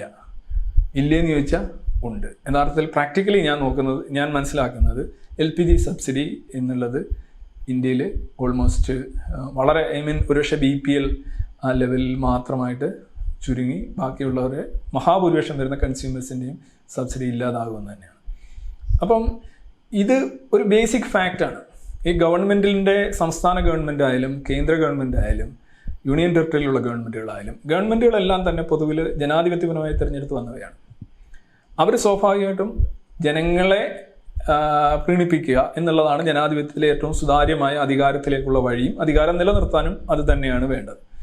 അപ്പോൾ അങ്ങനെയുള്ള ഈ സർക്കാരുകൾ കേരളത്തിലായാലും കേന്ദ്രത്തിലായാലും അല്ലെ ഏത് സംസ്ഥാനത്തായാലും അവരെന്തുകൊണ്ടാണ് ഏറ്റവും ജനവിരുദ്ധമായ, ജനങ്ങൾക്കൊട്ടും ഇഷ്ടപ്പെടാത്ത എണ്ണവില വർധനവും തുടർന്നുണ്ടാകുന്ന വിലക്കയറ്റവും മറ്റു കാര്യങ്ങളും എന്തുകൊണ്ടാണ് ഇവർക്ക് ഏർപ്പെടുത്തേണ്ടി വരുന്നത് എന്നൊന്ന് ആലോചിച്ച് കഴിഞ്ഞാൽ ഈ ചോദ്യത്തിനൊരു ഉത്തരം, ഈ പ്രതിസന്ധിക്ക് ഒരു ഉത്തരം കിട്ടും. സംഗതി ഫസ്റ്റ് വൺ ഞാൻ പറഞ്ഞു, there is a big difference between economics and politics. പൊളിറ്റിക്സിൽ നമുക്ക് മുദ്രാവാക്യങ്ങൾ വിറ്റ് ജീവിക്കാം, നമുക്ക് എതിരാളികളെ ചൂണ്ടിക്കാണിക്കാം. പക്ഷേ എക്കണോമിക്സിലൊരു പ്രശ്നം, ഒരു വലിയ ഗവൺമെൻറ് ഉണ്ടാവുകയും ആ സമൂഹത്തിൻ്റെ മുഴുവൻ ബാധ്യതകളും വിദ്യാഭ്യാസം മുതൽ സ്പേസ് വരെ, മദ്യക്കച്ചവടം മുതൽ എന്താ പറയുക പാചക ഗ്യാസ് വരെയുള്ള എല്ലാ കാര്യങ്ങളും ഗവൺമെൻറ് ചെയ്യണം ഒരു മിശിഹ ഗവൺമെൻറ്, ഒരു ചക്ക ഗവൺമെൻറ് വരുമ്പോൾ വലിയ തോതിലുള്ള ചെലവ്, അതിൻ്റെ എക്സ്പെൻസ് അതുപോലെ തന്നെ റണ്ണിങ് കോസ്റ്റ് ഗവൺമെൻറ് ഉണ്ടാവും. എല്ലാ അഴിമതിയും കൈയിട്ട് വാരലും എല്ലാം മാറ്റി നിർത്തിയാൽ പോലും വൻതോതിലുള്ള തുക കണ്ടെത്തണം. ആ തുക കണ്ടെത്തുക എന്ന് പറയുന്നത് നികുതി വരുമാനത്തിലൂടെയാണ്. പിന്നെ എക്സ്പോർട്ട്, മറ്റു കാര്യങ്ങൾ. ഈ നികുതി വരുമാനം എന്ന് പറയുന്നത്, നികുതി കൂട്ടുന്നത് നമുക്കാർക്കും ഇഷ്ടമല്ല. എനിക്കിഷ്ടമല്ല. ഇപ്പോൾ എനിക്ക് എണ്ണ വില കൂടിയതിൽ എനിക്ക് ശക്തമായ പ്രതിഷേധമുണ്ട്. വില കൂടുമ്പോൾ നമുക്കിഷ്ടമല്ല, വി ഡോണ്ട് ലൈക്ക് ഇറ്റ്. എണ്ണ വിലയായാലും ഏത് വിലയായാലും. പക്ഷേ ഏതെങ്കിലും ഒരു നികുതി കൂടിക്കഴിഞ്ഞാൽ നമ്മൾക്ക് ഇറിറ്റേഷനും, കുറഞ്ഞു കഴിഞ്ഞാൽ നമ്മൾക്ക് ഒരു സന്തോഷം ഉണ്ടാവാറുണ്ട്. നമ്മളെ സന്തോഷിപ്പിക്കാനാണ് നമ്മുടെ ഭരണാധികാരികളെല്ലാം ഇരിക്കുന്നത്. വല്ലവരുടെയും പൈസയാണ്. ഇപ്പോൾ ഏതെങ്കിലും ഒരു മുഖ്യമന്ത്രിയോ അല്ലെങ്കിൽ ഒരു പ്രധാനമന്ത്രിയോ ഒക്കെ കയറിയിരുന്ന് എടുത്ത് കൈകാര്യം ചെയ്യുന്നത് അവരുടെ ഇത് മറ്റുള്ളവരുടെ പൈസയാണ്. They are handling other people's money. അപ്പോൾ അവർക്ക് സ്വാഭാവികമായിട്ടും ആ പൈസ വെച്ച് അവരുടെ ഇമേജ് വർദ്ധിപ്പിക്കാനേ അവർ ശ്രമിക്കാറുള്ളൂ. പക്ഷേ മൻമോഹൻ സിംഗിൻ്റെ കാലത്തായാലും ദേവഗഡയുടെ കാലത്തായാലും മോദിയുടെ കാലത്തിലായാലും എണ്ണവില എണ്ണയിൽ കയറി പിടിച്ചിരിക്കുകയാണ്, പെട്രോളിയം പ്രോഡക്ട്സിൽ കയറി പിടിച്ചിരിക്കുകയാണ് സർക്കാരുകൾ. അതുകൊണ്ട് പ്രധാനമായും കേന്ദ്ര സർക്കാർ ഒരു അത്രമാത്രം കോസ്റ്റ് ഓഫ് എക്സ്പെൻഡിച്ചർ ഉണ്ടാകുന്നുണ്ട്. അത് കണ്ടെത്താനായിട്ട് നികുതി വരുമാനമില്ല. നികുതി പിരിച്ചെടുക്കുന്ന കാര്യത്തിൽ വലിയ അലംഭാവം, പരാജയം, വളരെ കുറച്ച് മാത്രമേ വിജയം അതിനകത്ത് ഉണ്ടാകുന്നുള്ളൂ. എഫിഷ്യൻസി, ടാക്സ് കളക്ഷൻ എഫിഷ്യൻസി കുറവാണ്, സ്രോതസ്സുകൾ കുറവാണ്. പിന്നെ നമ്മളുടെ ജനങ്ങളെന്ന് പറഞ്ഞു കഴിഞ്ഞാൽ 100% നികുതി വർധനവിനെതിരാണ്. ഒരു നികുതി വർധനവും അവർക്ക് ഏറ്റവും കൂടുതൽ നമ്മൾക്ക് വേണ്ടത് ആനുകൂല്യങ്ങളും ക്ഷേമ പദ്ധതികളും സൗജന്യങ്ങളുമാണ്. നികുതി കൂട്ടാൻ സമ്മതിക്കുകയില്ല. അപ്പോൾ ഈ നികുതി പിന്നെ എങ്ങനെ കണ്ടെത്തുമെന്ന് നോക്കുമ്പോൾ ബാക്കിയുള്ളതിനകത്തും ഒന്നും ചെയ്യാൻ പറ്റില്ല. അപ്പോൾ GSTയിൽ വന്നിട്ട് പെട്രോളും പിന്നെ അതേപോലെ തന്നെ മദ്യം പോലെയുള്ള കാര്യങ്ങൾ മാറ്റി വെക്കുകയാണ്. കാരണം അതിനകത്ത് എത്ര വേണേലും കൂട്ടാം. കാര്യം അത് മാത്രമല്ല, അത് റെഡിയായിട്ട് പൈസ കിട്ടും. നമ്മളിപ്പോൾ പമ്പിൽ ചെല്ലുമ്പോൾ തന്നെ പൈസ ചെല്ലുകയാണ്. മറ്റ് നികുതികളിലെ ഒരു പ്രശ്നം വെച്ചാൽ നികുതി ഇവേഷൻ ഉണ്ടാവും, സൗജന്യങ്ങൾ അടയ്ക്കാതിരിക്കൽ. ഇപ്പോൾ നമുക്കറിയാം, പണ്ട് ഈ സിനിമാ താരങ്ങൾ തൊട്ട് ഒരുപക്ഷെ ആദായ നികുതി തന്നെ നോക്കുകയാണെന്നുണ്ടെങ്കിൽ വളരെ കൃത്യമായിട്ട് നികുതി കിട്ടുന്നത് സാലറിഡ് ക്ലാസ്സിൻ്റെ മാത്രമാണ്. അത് സാലറിഡ് ക്ലാസ് അങ്ങ് വലിയ ഏഞ്ചൽസ് ആയിട്ടല്ല, അവരെ TDS പിടിച്ചിട്ടേ കൊടുക്കൂ. അപ്പോൾ അവിടെ പണിയും നടക്കില്ല. അതുകൊണ്ടാണ്. അല്ലാതെ ഞാൻ സാലറിഡ് ക്ലാസ് കൃത്യമായി നികുതി അടയ്ക്കുന്നു എന്ന് പറയുന്നത് ഫാക്ച്വലി കറക്റ്റാണ്. ബിക്കോസ് TDS ഇട്ട് ഓരോ മാസത്തിലെയും ശമ്പളത്തിന് തന്നെ പിടിച്ചിട്ടാണ് ആനുവൽ ആവുന്നതിന് മുമ്പ് തന്നെ ഇൻകം ടാക്സ് പിടിക്കുന്നുണ്ട്. പക്ഷേ മറ്റു രീതിയിലുള്ള പിരിച്ചെടുക്കാൻ സർക്കാരിന് കഴിയാതെ വരുമ്പോൾ എണ്ണയിൽ കയറി പിടിക്കും. എണ്ണയിൽ കയറി പിടിച്ചു കഴിഞ്ഞാൽ എളുപ്പമാണ്, പൈസ അപ്പം തന്നെ കിട്ടും, അതിനകത്ത് ഇവേഷൻ ഉണ്ടാവില്ല, വേറെ വഴിയിൽ പോവില്ല, അങ്ങനെ പോവാം. അപ്പം ഇത്രയും വലിയ ഗവൺമെൻറ്റാണ് യഥാർത്ഥത്തിൽ ഇത്രയും വലിയ ചെലവുകൾ അതിനുള്ള സ്രോതസ്സുകൾ ഇല്ലാത്തത് കൊണ്ടാണ് യഥാർത്ഥത്തിൽ എണ്ണയിൽ ഞാൻ ഈ 2014 2020 2021 കണക്ക് ഞാൻ പറഞ്ഞു, ഇത്ര വലിയ വ്യത്യാസം എണ്ണയും മറ്റ് LPG പോലെയുള്ള കാര്യങ്ങളിലും ഗവൺമെൻറ്റിന് വേണ്ടി വന്നത്. ഇവിടെ ഇപ്പോൾ നമ്മൾ എണ്ണയുടെ പലപ്പോഴും ഫാക്റ്റായിട്ട് ഞാൻ ഫേസ്ബുക്കിലൊക്കെ കണ്ടിട്ടുണ്ട്, നമ്മൾ ചർച്ച ചെയ്യുമ്പോൾ ഫാക്റ്റുകൾ ചർച്ച ചെയ്യാൻ ആർക്കും താല്പര്യമില്ല. ഓരോരുത്തരും ഓരോ രാഷ്ട്രീയ കക്ഷികളുടെ കുഴികളിൽ ഇറങ്ങിയിരുന്നിട്ട് എണ്ണ ആയിക്കോട്ടെ പിണ്ണാക്ക് ആയിക്കോട്ടെ വേറൊരു രാഷ്ട്രീയ കക്ഷിയിലെ അനുയായികളെ നോക്കി തെറി വിളിക്കുക, വായിത്തോന്ന് പറയും. ഇതാണ് എണ്ണ ചർച്ച എന്ന് പറയുന്നത്. അല്ലെങ്കിൽ എന്താണ് ഫാക്റ്റ്, എന്താണ് ഇപ്പോൾ സബ്സിഡിയെക്കുറിച്ച് തന്നെ ഒരു കാര്യം, ഇങ്ങനെയാണ് സബ്സിഡി വന്നതെന്ന് പറയുമ്പോഴും ഏതെങ്കിലും ഒരു രാഷ്ട്രീയ കക്ഷിയിൽ അമിതമായ വിധേയത്വവും അത് സംബന്ധിച്ച് തിമിരവുമുള്ള ലഹരി, പഞ്ചമഹാലഹരികളിലൊന്നുമായിട്ട് കൊണ്ട് നടക്കുന്ന ആളുകൾ, അവർക്ക് ഫാക്റ്റുകളൊന്നുമില്ല. അവരിങ്ങനെ ശീലിച്ചിരിക്കുന്നത് കീ കൊടുത്ത് വിട്ടോണം, ഇത് ഇവിടെ ഇന്ന ഗവൺമെൻറ്റാണ്. കുറേ പേര് കേന്ദ്രത്തെ തെറി പറയുമ്പോൾ അവർക്ക് വളരെ ഉന്മാദം ഉണ്ടാകും. കുറേ പേര് സംസ്ഥാനത്തെ മുഖ്യമന്ത്രി അങ്ങനെയൊക്കെയുള്ള ഭരണാധികാരികളെ തെറി പറയുമ്പോൾ അവർക്കും ഇതുണ്ടാകും. പക്ഷെ വിഷയം എന്ന് പറയുന്നത് അടിസ്ഥാനപരമായിട്ട് ബിഗ് ഗവൺമെൻറ്റാണ്. അതിൻ്റെ എക്സ്പെൻസസ് കൂടുതലാണ്, ടാക്സ് കളക്ഷൻ കുറവാണ്, ടാക്സ് സ്രോതസ്സുകൾ കുറവാണ്. പിന്നെ നമ്മൾ മൊത്തത്തിൽ ഇങ്ങനെ പോകുന്ന ഈ ഒരു പോപ്പുലിസത്തിൻ്റെ ഒരു പ്രശ്നം ഞാൻ ചൂണ്ടിക്കാണിച്ചിട്ടുണ്ട്. യഥാർത്ഥത്തിൽ ഈ സബ്സിഡി എന്ന് പറയുന്ന തുക തന്നെ ഇത്രയും വലിയ മൻമോഹൻ സിംഗ് പറഞ്ഞൊരു കാര്യമുണ്ട്. ഈ സമൂഹത്തിലെ വിദ്യാഭ്യാസം, ആരോഗ്യം, അതുപോലെ തന്നെയുള്ള ഒരുപാട് ആവശ്യമുള്ള ഇൻഫ്രാസ്ട്രക്ചർ ഡെവലപ്മെൻറ്റുകൾ, ഒരുപാട് കാര്യങ്ങൾക്കായിട്ട് സർക്കാർ വിനിയോഗിക്കേണ്ട തുകയാണ് സബ്സിഡി ആയിട്ട് പോകുന്നത്. ഈ കഴിഞ്ഞ വർഷം തന്നെ 6 ട്രില്യൺ ഇന്ത്യൻ റുപ്പിയാണ്, INR ആണ് സബ്സിഡി ഇനത്തിൽ മാത്രം ഗവൺമെൻറ് കുറച്ചത്. അതായത് ഈ എണ്ണ സബ്സിഡി കുറച്ചിട്ട് തന്നെ എണ്ണ സബ്സിഡി കൊടുക്കുന്നില്ല 14 മാസമായിട്ട്. അപ്പോൾ ആ ഒരു അവസ്ഥയാണ്. അപ്പോൾ പൊതുവിൽ ഞാൻ പറയുന്നത് GSTയും പെട്രോൾ ഡീസൽ വിലയും നമ്മൾ നോക്കുകയാണെങ്കിൽ GSTയിൽ കൊണ്ടുവന്നു കഴിഞ്ഞാൽ തീർച്ചയായിട്ടും ഒരു 40 രൂപ പ്ലസ് വ്യത്യാസം ഉണ്ടാവും. പക്ഷേ GSTയിൽ കൊണ്ടുവരാൻ സംസ്ഥാന ഗവൺമെൻറ്റുകൾക്കോ കേന്ദ്ര ഗവൺമെൻറ്റിനോ ഒരു താല്പര്യമില്ല. കേന്ദ്ര ഗവൺമെൻറ് അങ്ങനെ നിർദ്ദേശം കൊണ്ടുവന്നത് വെറുതെ സംസ്ഥാനങ്ങളെ ഒന്ന് മോശക്കാരായി കാണിക്കാനാണ് എന്നാണ് ഞാൻ മനസ്സിലാക്കുന്നത്. അല്ലാതെ അവർക്കും ആത്മാർത്ഥത ഉണ്ടാകാൻ കഴിയില്ല. രണ്ടു കൂട്ടർക്കും വൻതോതിലുള്ള നഷ്ടം ഉണ്ടാകുന്ന ഒന്നാണ് എണ്ണയിലുള്ള ആശ്രയത്വം, ഡിപ്പെൻഡൻസ് തുടർന്നും ഇങ്ങനെ തന്നെ മുന്നോട്ട് പോകാനുള്ള സാധ്യതയാണ് നിലവിൽ കാണുന്നത്. ഇനിയിപ്പോൾ വില കുറയാനായിട്ട് നമുക്ക് കാണാൻ കഴിയുന്ന ഒരു കാര്യം, ശക്തമായ റെസിസ്റ്റൻസ് വില വർധനവ് ഉള്ളത് കൊണ്ട് വീണ്ടും നികുതി കൂട്ടാതിരിക്കുകയാണെന്നുണ്ടെങ്കിൽ ഇൻ്റർനാഷണൽ മാർക്കറ്റിൽ വില കുറയുമ്പോൾ, ഇൻ്റർനാഷണൽ മാർക്കറ്റിൽ ക്രൂഡ് ഓയിലിന് വില കുറയുമ്പോൾ അല്ലെങ്കിൽ LPGക്ക് വില കുറയുമ്പോൾ അതനുസരിച്ച് ഇന്ത്യയിൽ പമ്പിൽ വില കുറയാം. അതൊരു സാധ്യതയാണ്. പക്ഷേ അവിടെയും പ്രശ്നം ഉള്ളത് ഇൻ്റർനാഷണൽ മാർക്കറ്റിൽ കുറയുമ്പോഴും ഇന്ത്യയിലെ പ്രൈസ് കുറയുന്നില്ല എന്ന് മാത്രമല്ല, ചിലപ്പോൾ കൂടുകയും ചെയ്യുന്നുണ്ട്. അതിൻ്റെ കാരണം കൂടി പറഞ്ഞിട്ട് ഞാൻ ക്വസ്റ്റ്യൻസിലേക്ക് പോവാം. അതിൻ്റെ കാരണം എന്ന് പറയുന്നത് സർക്കാർ കുത്തകയാണ്. ഈ കുത്തകൾക്കെതിരെ നമ്മൾ ഒരുപാട് സംസാരിക്കുമ്പോൾ നമ്മൾ ഏറ്റവും വലിയ കുത്തക, the elephant in the room നമ്മൾ കാണാതെ പോകുന്നു, അത് സർക്കാരാണ്.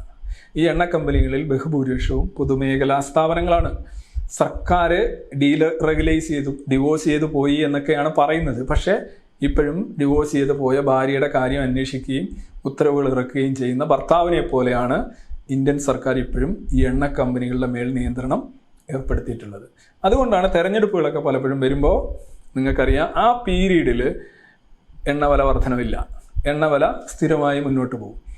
ആ പീരീഡ് കഴിയുമ്പോൾ വീണ്ടും ഇതിനെല്ലാം കൂടെ ക്യുമുലേറ്റീവായിട്ടുള്ള ഒരു ഇൻക്രീസ് ഉണ്ടാവുകയും ചെയ്യും. മനസ്സിലായി? LPG ഒക്കെ മാസത്തിലൊന്നാണ് ഇൻക്രീസ്, പക്ഷേ പെട്രോൾ ഡീസലാണെങ്കിൽ ദിവസവുമാണ്. പക്ഷേ 18 ദിവസം 19 ദിവസം നിയമസഭാ ഇലക്ഷൻ കാലഘട്ടത്തിൽ LPG വില സ്റ്റേബിളായിട്ട് നിന്നിട്ടുണ്ട്. ഡീസൽ പെട്രോൾ വില 18 ദിവസം സ്റ്റേബിളായിട്ട് നിന്നിട്ടുണ്ട്. LPG 1.5 മാസം സ്റ്റേബിളായിട്ട് നിന്നിട്ടുണ്ട്, ചരിത്രം പരിശോധിക്കുകയാണെങ്കിൽ. അതെല്ലാം ഭരിക്കുന്ന കക്ഷിയുടെ, പ്രത്യേകിച്ച് കേന്ദ്ര ഭരണകക്ഷിയുടെ രാഷ്ട്രീയപരമായിട്ടുള്ള താല്പര്യങ്ങൾ സംരക്ഷിക്കാനായിട്ട് ഇൻ്റർനാഷണൽ മാർക്കറ്റിലും മറ്റു കാര്യങ്ങളിലും ഉണ്ടാകുന്ന ഫ്ലക്ച്വേഷൻ അനുസരിച്ചുള്ള വിലയിലുണ്ടാകുന്ന മാറ്റം അവർ ഫ്രീസ് ചെയ്ത് വെച്ചിരിക്കുകയാണ്. ചില ആൾക്കാർക്ക് എന്താ പറയുന്നത്, ഈ ഒരു ഉദാഹരണം പറയാറുണ്ടല്ലോ, ചില സ്പോർട്സൊക്കെ വരുമ്പോൾ ചില ആൾക്കാർ ഈ മെൻസ്ട്രേഷനൊക്കെ ഗുളികകൾ, പിൽസൊക്കെ കഴിച്ചിട്ട് നീട്ടി വെക്കുന്നു എന്ന് പറയില്ലേ. അപ്പോൾ അതവിടെ ഒരു കാര്യം ചെയ്യാനായിട്ടാണ്. അപ്പം അതേപോലെ ഇത് അവിടെ ഒരു ആവശ്യം ഒരു ബയോളജിക്കൽ നീഡാണെങ്കിൽ ഇവിടെ തങ്ങളുടെ രാഷ്ട്രീയ ലക്ഷ്യം അനുസരിച്ച് ഇവർ ഈ വില കയറ്റം മാറ്റിവെക്കാറുണ്ട്. എന്തുകൊണ്ടാണ് അവർക്ക് സാധിക്കുന്നത്? എന്തുകൊണ്ടാണ് എണ്ണ കമ്പനികൾ ഈ തെരഞ്ഞെടുപ്പ് സമയമാകുമ്പോൾ വില കൂട്ടാത്തത്? കാരണം എണ്ണ കമ്പനികൾ സ്വതന്ത്രമല്ല, സർക്കാർ കുത്തക നിയന്ത്രിക്കുന്നു. ഇപ്പോഴും ഡീറെഗുലറൈസേഷനൊക്കെ പേപ്പറിലാണ്, ശരിക്കും ഇപ്പം രാഷ്ട്രീയപരമായിട്ടും ഇതാണ്. അതേസമയം എണ്ണ ശുദ്ധീകരണം, എണ്ണ ഇറക്കുമതി, ഈ മേഖലകളിലൊക്കെ വിതരണം, ഈ മേഖലകളിലൊക്കെ കൂടുതൽ സ്വകാര്യ പങ്കാളിത്തം ഉണ്ടാവുകയും ഫെയർ കോമ്പറ്റീഷൻ അവിടെ നിലനിൽക്കുകയും ചെയ്യുകയാണെന്നുണ്ടെങ്കിൽ അന്താരാഷ്ട്ര മാർക്കറ്റിൽ ക്രൂഡ് ഓയിലിന് വില കുറയുമ്പോൾ ഇന്ത്യയിൽ അതനുസരിച്ച് കുറയും, കൂടുമ്പോൾ കൂടും. അതെന്തായാലും കൂടി ലോകത്തെല്ലായിടത്തും വില കൂടുമ്പോൾ നമ്മളും കൊടുത്തല്ലോ പറ്റുള്ളൂ. പക്ഷെ കുറയുമ്പോൾ കുറയും. പക്ഷെ അതിവിടെ ഉണ്ടാവാത്തതിൻ്റെ കാര്യം സർക്കാർ കുത്തകയാണ്. അപ്പോൾ സർക്കാരാണ് യഥാർത്ഥത്തിൽ വലിയ സർക്കാരും ഈ വർദ്ധിച്ച സർക്കാർ കുത്തകവൽക്കരണമാണ് എണ്ണവിലയുടെ ഇന്നത്തെ ഒരു നിലനിൽപ്പിന് അടിസ്ഥാനം എന്ന് പറഞ്ഞുകൊണ്ട് ചോദ്യങ്ങളിലേക്ക് കടക്കാം. Thank you.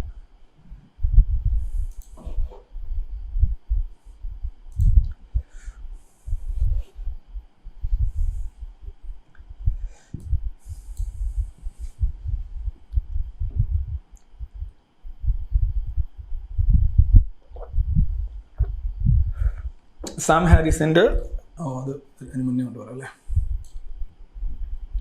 Can you kindly help understand free will argument of Sam Harris? അത് ഞാൻ ഒരു പരിപാടി അത് ചെയ്യാം. ഓക്കെ.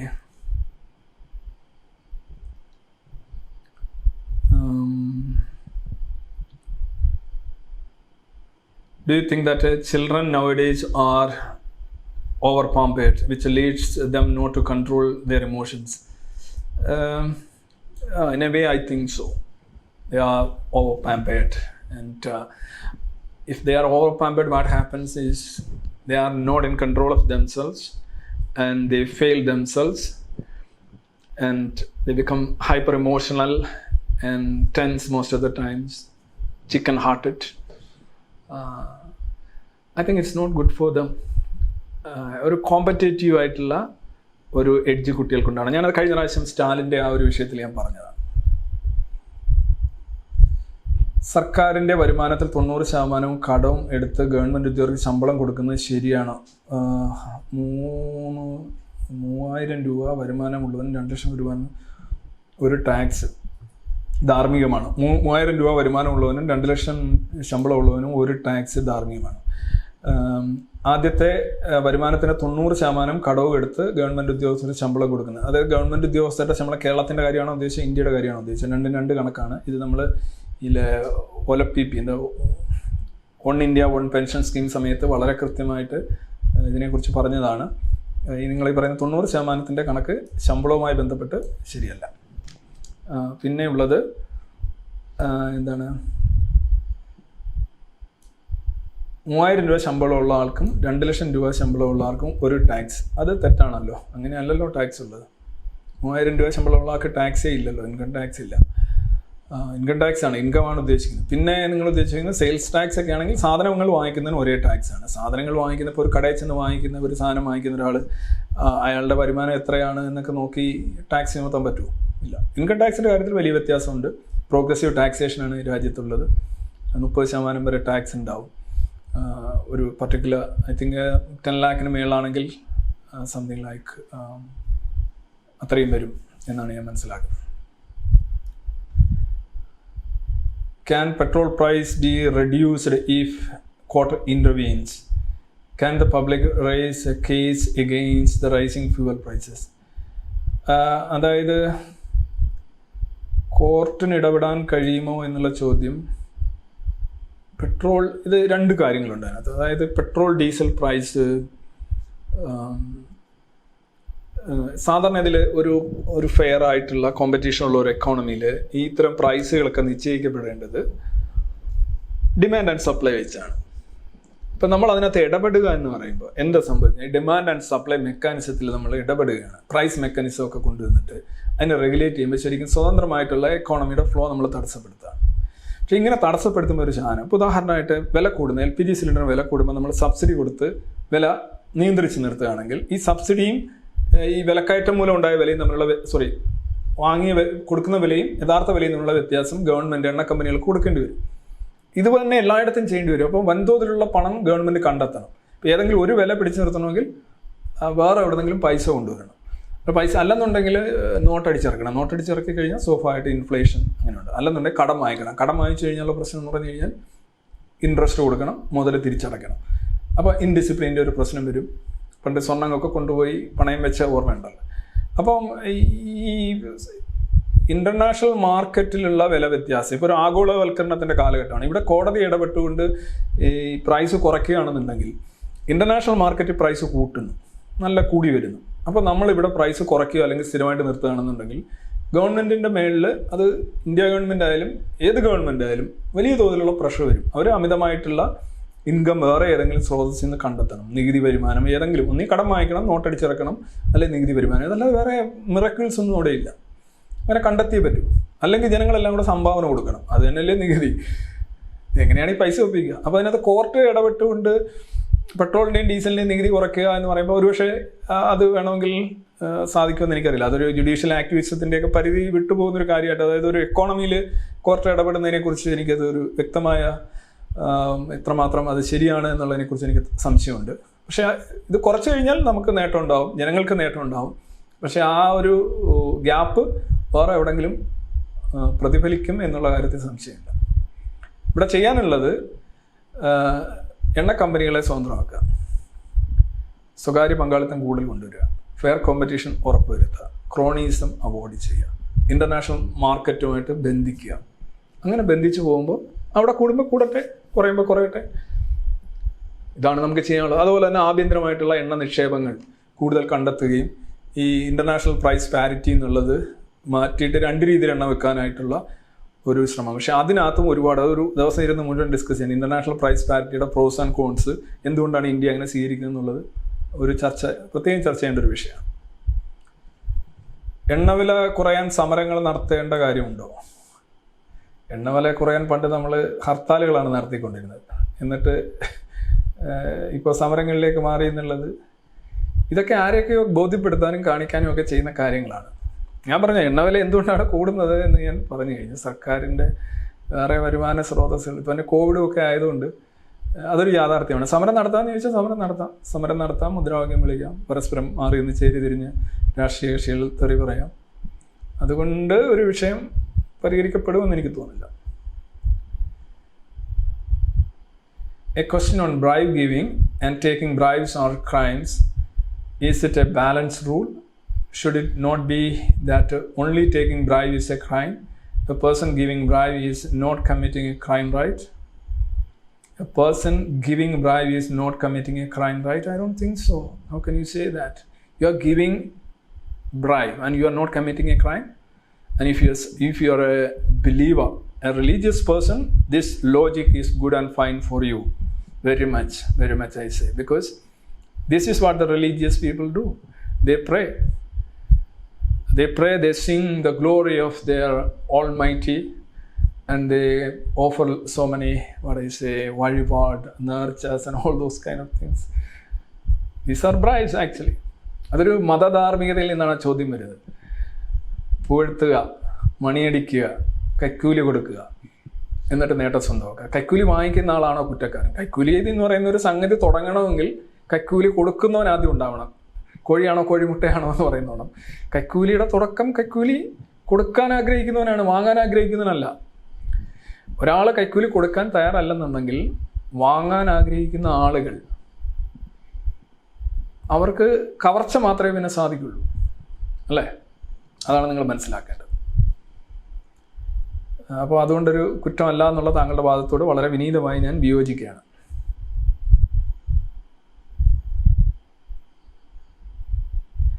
കേരളത്തിൽ നിന്ന് ഇപ്പോൾ ചെറുപ്പക്കാർ തൊഴിൽ തേടി വിദേശ രാജ്യങ്ങളിലേക്ക് കൂടുതൽ പോകുന്നു, കുറേ പേർ അവിടെ തന്നെ സെറ്റിൽഡ് ആകുന്നു. ഇങ്ങനെ പോയാൽ കേരളത്തിൻ്റെ അവസ്ഥ എന്താകും എന്ന് ചോദിച്ചാൽ, സെറ്റിൽഡ് ആകുമ്പോൾ കേരളം ആക്ച്വലി ഒരു സാമാന്യത്തിലധികം ജനസംഖ്യയുള്ള ഒരു സ്റ്റേറ്റാണ്. കേരളത്തിൻ്റെ വലിപ്പവും ഡെൻസിറ്റിയൊക്കെ നോക്കുകയാണെങ്കിൽ പാത്രം നിറഞ്ഞ് കവിഞ്ഞ് പുറത്തേക്ക് വെള്ളം പോകും എന്നുള്ളത് തന്നെയാണ്. ഓട്ടോമാറ്റിക്കാണ് കേരളത്തെ സംബന്ധിച്ച് നമ്മുടെ ഒരു ഡെമോഗ്രാഫിക്കലായിട്ടുള്ള ജിയോഗ്രഫിക്കലായിട്ടുള്ള ഇക്വേഷൻസ് നോക്കുമ്പോൾ ഇവിടുന്ന് പുറത്തേക്ക് ആളുകൾ പോയേ പറ്റൂ. ഐ തിങ്ക് അതാണ് സംഭവിക്കുന്നത്. അത് മറ്റ് സ്റ്റേറ്റുകളിലേക്കും ഇന്ത്യക്ക് പുറത്തേക്കും ആളുകൾ പോകും. അതുകൊണ്ട് പ്രത്യേകിച്ച് അവിടുന്ന് കുറച്ച് ഇൻകം ഇങ്ങോട്ട് വരുന്നുണ്ട്, വിദേശ നാണ്യം എന്നുള്ള രീതിയിൽ അവിടുന്ന് ഇങ്ങോട്ട് പൈസ അയക്കുന്നുണ്ട് ആളുകൾ. അപ്പം അതുകൊണ്ട് കേരളത്തിന് ദോഷം ഉണ്ടാവാൻ വഴിയില്ല. എക്കണോമിക്കലായിട്ട് that's not a bad idea actually. സാറിൻ്റെ പ്രസംഗം കേൾക്കുന്ന ഒരാൾ ഒരു പെണ്ണിനെ പീഡിപ്പിച്ചു എന്ന് വിസ്മയക്കാരുടെ ന്യൂസ് ചാനൽ കണ്ട അത് മറ്റൊരു വിസ്മയമാണോ സാർ? യെസ്, എൻ്റെ പ്രസംഗം കണ്ട ഒരാൾ പെണ്ണിനെ പീഡിപ്പിച്ചു. അയാൾ പിന്നെ ചിലപ്പോൾ സിനിമ കണ്ടിട്ടുണ്ട്. അയാൾ ഫഹദ് ഫാസിലിൻ്റെ സിനിമ കണ്ടു കാണുകയും ONVയുടെ പാട്ട് കേൾക്കുകയും അതേപോലെ തന്നെ മസാല ദോശ തിന്നുകയും ചെയ്യുകയാണെങ്കിൽ ഇവർക്കെതിരെ എല്ലാം വാർത്ത കൊടുക്കുക. മസാല ദോശ സ്ഥിരമായി കഴിക്കുന്ന ഒരാൾ ഒരു പെണ്ണിനെ പീഡിപ്പിച്ചു എന്ന് വേണമെങ്കിൽ വാർത്ത കൊടുക്കുക. ഇതൊക്കെ കൊടുക്കുന്നവൻ്റെ ഒരു വക തിരിവ്, ഔചിത്യബോധം, വെളിവ്, ഇതിനെയൊക്കെ ആശ്രയിച്ചിരിക്കും. അതൊരാൾ അങ്ങനെ കൊടുത്തു കഴിഞ്ഞാൽ പിന്നെ നമ്മൾ ചെയ്യേണ്ടത് എന്താണ്? മാനനഷ്ടത്തിന് കേസ് കൊടുക്കുകയോ അല്ലെങ്കിൽ അവർക്കെതിരെ അങ്ങനെ നീങ്ങുകയാണ്. അതൊന്നും എല്ലാവരും അതിനൊന്നും പുറകെ പോകാൻ പോവില്ല, ഇങ്ങനെയല്ലേ എന്ന് പറഞ്ഞ് കളയും. അതുകൊണ്ടാണ് ഇങ്ങനെയൊക്കെയുള്ള ഈ എന്താ പറയുന്ന വസ്തുനിഷ്ഠമല്ലാത്ത വളരെ വളരെ വളരെ മോശമെന്നല്ല പറയേണ്ടത്.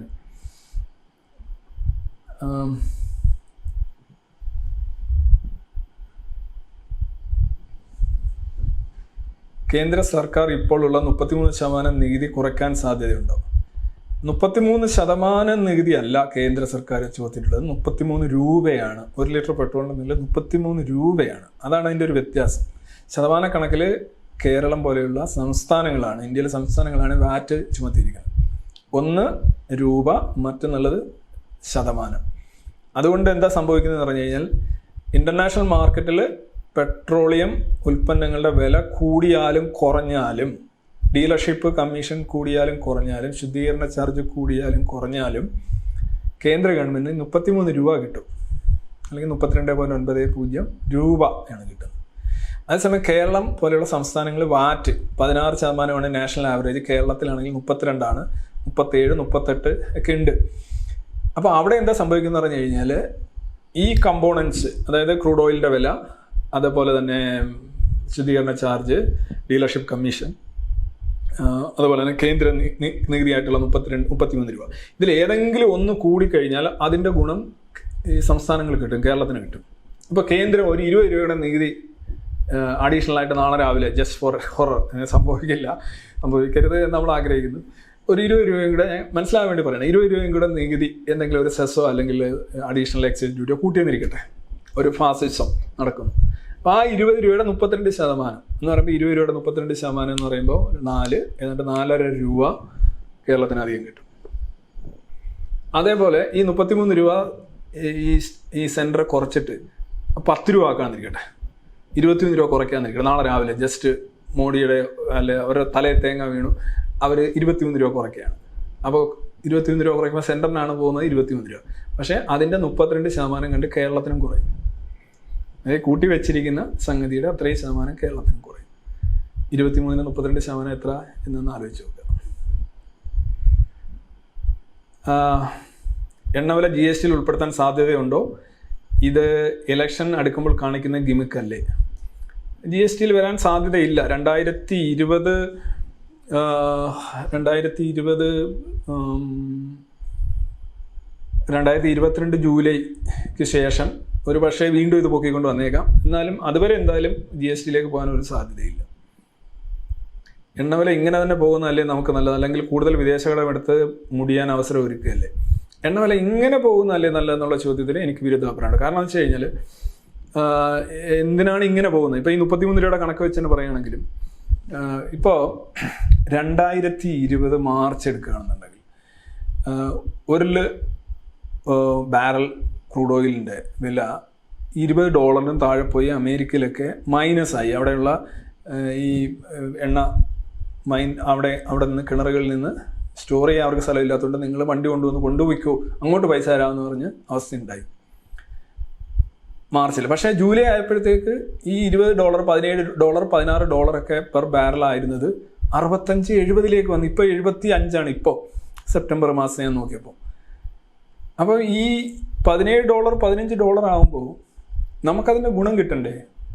ഈ നിലയിൽ പോയാൽ മതിയാവുക, നമുക്കതിൻ്റെ ഗുണം കിട്ടണം. അതിനാണ് ഞാൻ പറയുന്നത് കേന്ദ്ര ഗവൺമെൻറ്റും കമ്പനികളുമായിട്ടുള്ള ഈ ബാന്ധവം അവസാനിപ്പിച്ചിട്ട് ഈ പൊതുമേഖലാ സ്ഥാപനങ്ങളിലെ കൂടെ കുറേ പബ്ലിക്, ഇപ്പോൾ അവർക്ക് ഒരുപാട് അഡ്വാൻറ്റേജ് ഉണ്ട്. അവർ കമ്പനികളെന്ന നിലയിലും അവർ മുന്നേ ഈ ബിസിനസ്സിൽ വന്നതെന്ന നിലയിലും ആക്സസ്സുകളിലും ഒക്കെ ഈ പൊതുമേഖലാ സ്ഥാപനങ്ങൾക്ക് ഒരുപാട് അഡ്വാൻറ്റേജ് ഉണ്ട്. അതേപോലെ അതൊരു മത്സരമുണ്ട്. ആ പൊതുമേഖലാ സ്ഥാപനങ്ങൾ തമ്മിലും പുതിയ പ്ലേയേഴ്സുമായിട്ടൊരു മത്സരം ഉണ്ടായിട്ട് പുറത്ത് എത്രയാണോ വില അതനുസരിച്ച് ഇവിടെ പോവുക, അവർ കച്ചവടം ചെയ്യുക, വിതരണം ചെയ്യുക, നികുതി കേന്ദ്ര ഗവൺമെൻറ് കൊടുക്കുക. അങ്ങനെ ഒരു അവസ്ഥയിലേക്ക് വരികയാണെന്നുണ്ടെങ്കിൽ അതാണ് നല്ലത്. അങ്ങനെ ആകുമ്പോൾ ഇൻ്റർനാഷണൽ മാർക്കറ്റിൽ വിലക്കുറവനുസരിച്ച് നമുക്കും കുറയും, കൂടുമ്പോൾ കൂടും. പക്ഷെ ഒരു ഗുണമുള്ളത് നമ്മൾ അമിതമായി പേ ചെയ്യുന്നു, നമ്മൾ കൊള്ളയടിക്കപ്പെടുന്നു എന്നുള്ളൊരു ധാരണ നമുക്കുണ്ടാവില്ല. സർക്കാരിന് തോന്നുന്നത് പോലെ ഇങ്ങനെ പൈസ കൂട്ടാനും ഇന്നിട്ട് സെസ് 18 രൂപയാണ് ഇൻഫ്രാസ്ട്രക്ചർ സെസ്സായിട്ട് 1 ലിറ്റർ പെട്രോളിന് വരെ 18 രൂപയാണ് ഏർപ്പെടുത്തി. ഇതൊക്കെ സത്യത്തിൽ എന്താ പറയുക, വളരെ സ്വീപ്പിംഗ് ആയിട്ടുള്ള പവേഴ്സാണ് ഇപ്പോഴും അക്കാര്യത്തിലൊക്കെ കേന്ദ്ര ഗവൺമെൻറ് എൻജോയ് ചെയ്യുന്നത്. അത് അത്ര ശരിയല്ല. സർ, 2 ചോദ്യങ്ങൾ. പെട്രോൾ വില വർധനയിൽ ഇന്ത്യൻ എണ്ണ കമ്പനികളുടെ പങ്ക്, ലാഭം എങ്ങനെയാണ്? വാർത്തകളിൽ പെട്രോൾ കമ്പനികൾ വില കൂട്ടിയെന്നാണ് കാണുന്നത്. പെട്രോൾ കമ്പനികളാണ് വില കൂട്ടുന്നത്. പക്ഷേ അത് കൂട്ടുന്നതിൻ്റെ കാരണം എന്ന് പറഞ്ഞു കഴിഞ്ഞാൽ ഈ പറഞ്ഞില്ലേ 43-4 രൂപയാണ് base price plus refinery cost plus transportation cost plus dealership charge. ഇത്രയും കാര്യങ്ങൾ കൂട്ടുമ്പോൾ 44 രൂപ വരുന്നുണ്ട് 1 ലിറ്റർ പെട്രോൾ. അപ്പം അത് ബേസ് പ്രൈസ് കൂടുകയാണെന്നുണ്ടെങ്കിൽ അവർക്കത് കൂട്ടേണ്ടി വരും അല്ലേ? അപ്പം അത് സർക്കാർ പറയും കൂട്ടണ്ടെന്ന് പറയുകയാണെന്നുണ്ടെങ്കിൽ എല്ലാം കൂടെ കൂട്ടി വെച്ചിട്ട് പിന്നെ ഇലക്ഷൻ കഴിഞ്ഞൊക്കെ കൊടുക്കേണ്ടി വരും.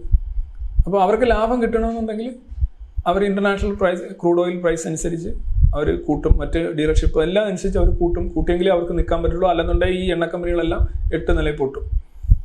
അങ്ങനെ അവർ സർക്കാരുമായിട്ട് കൂടി ചേർന്ന് തന്നെയാണ് അത്തരം കാര്യങ്ങൾ ഡിസിഷൻ എടുക്കുന്നത്. എണ്ണ കമ്പനികളാണ് കൂട്ടുന്നത്, കമ്പനികളാണ് എല്ലാ ദിവസവും എണ്ണ വില പറയുന്ന കമ്പനികൾ തന്നെയാണ്. പക്ഷേ സർക്കാരിൻ്റെ പിടി അവിടെ ഭയങ്കരമാണ്. അവിടെ ശരിക്കും ഒരു ഫെയർ കോമ്പറ്റീഷനുള്ള ഒരു സ്ട്രക്ചേർഡ് എക്കോണമി അക്കാര്യത്തിൽ ഇല്ല എന്നുള്ളതാണ്. സർ, പുതിയ ക്യാമറയാണോ? ക്യാമറ പുതിയതല്ല, പക്ഷേ ഇതിനകത്ത് പടം കണ്ടിട്ട് ലൈറ്റ് കുറവാണ്. അതെന്താണ് പറ്റിയത് എന്ന് എനിക്കറിയില്ല. അല്ലേ, അതാണോ ഉദ്ദേശിച്ചത്?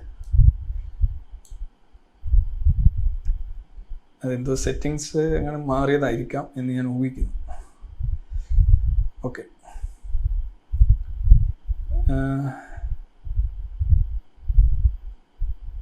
UDF committee said Krail is a failure which also impact a huge loss for our environment.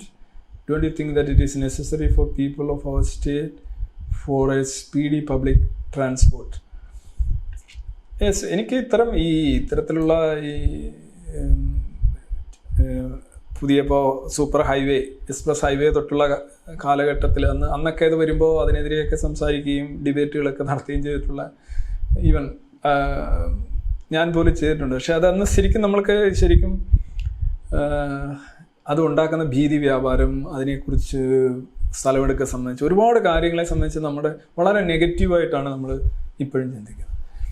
ഇത് പ്രധാനമായിട്ടും ഈ അമിതമായ സോഷ്യലിസ്റ്റ് അന്ധവിശ്വാസങ്ങൾ ലോകം മുഴുവൻ തിരസ്കരിച്ചൊരു കാര്യം.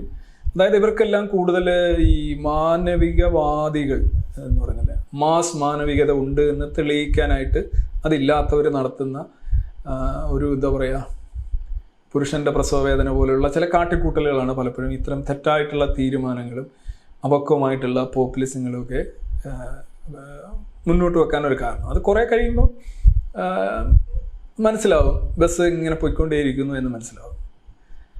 അപ്പം എനിക്ക് അത്രയാണ് അതിനെക്കുറിച്ച് പറയാനുള്ളത്. പബ്ലിക് ട്രാൻസ്പോർട്ടിൻ്റെ കാര്യത്തിൽ വിപ്ലവകരമായിട്ടുള്ള മാറ്റങ്ങൾ കേരളത്തിൽ ഉണ്ടാകണം, വളരെ ഇമ്പോർട്ടൻ്റ് ആണ്. ഒരു 600 കിലോമീറ്റർ താഴെയുള്ള ദൂരം ഒരു ദിവസം കഴിഞ്ഞാലും നമുക്ക് ഇപ്പോൾ തിരുവനന്തപുരത്ത് നിന്ന് മംഗലാപുരം അല്ലെങ്കിൽ കാസർഗോഡിൻ്റെ അറ്റം വരെ പോകാനായിട്ട് നമ്മളിപ്പോൾ അർദ്ധരാത്രിക്കൊക്കെ ആണെങ്കിൽ ഓക്കെ, അല്ലെന്നുണ്ടെങ്കിൽ ഒരു ദിവസം വേണ്ടി വരുന്നതാണ്. എത്രയുണ്ട് ദൂരം? 600 കിലോമീറ്റർ താഴെയല്ലേ.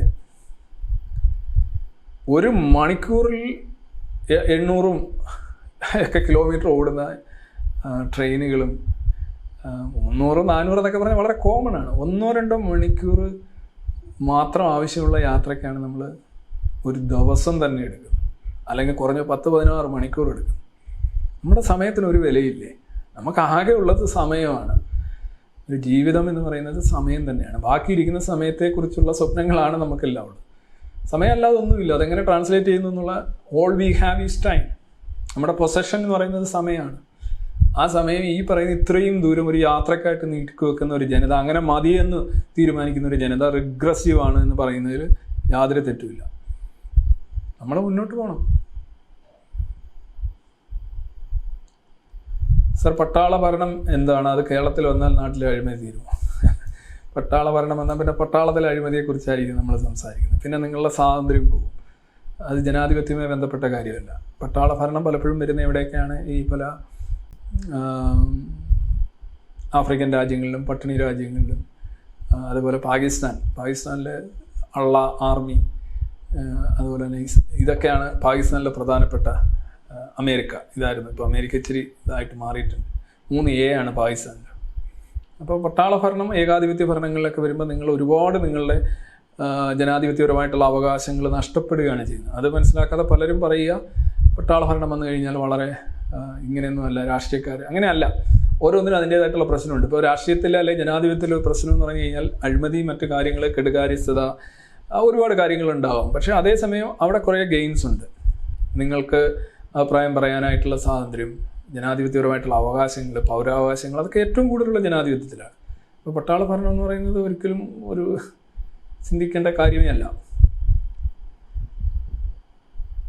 സർ, വീഡിയോ ക്ലാരിറ്റി കുറവാണ്.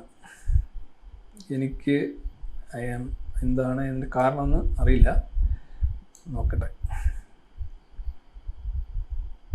എന്തോ സെറ്റിങ്സ് മാറിയതാണെന്നാണ് എനിക്ക് തോന്നുന്നത്. Focus of the camera need to be adjusted. Focus ഇല്ലേ? UK വാറ്റ് 20% ആണ്. പക്ഷേ പെട്രോളിന് ഏതാണ്ട് 20-60 pence ഫ്യൂവൽ ഡ്യൂട്ടി ഉണ്ട്.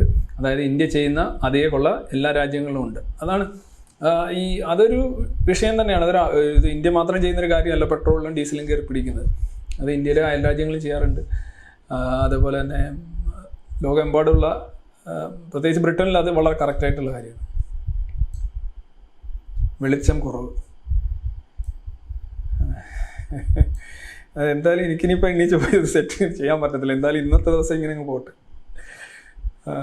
സർ, മദ്യവും ലോട്ടറിയും ടാക്സും അല്ലേ നമ്മുടെ സംസ്ഥാനത്തിൻ്റെ പ്രധാന വരുമാനം?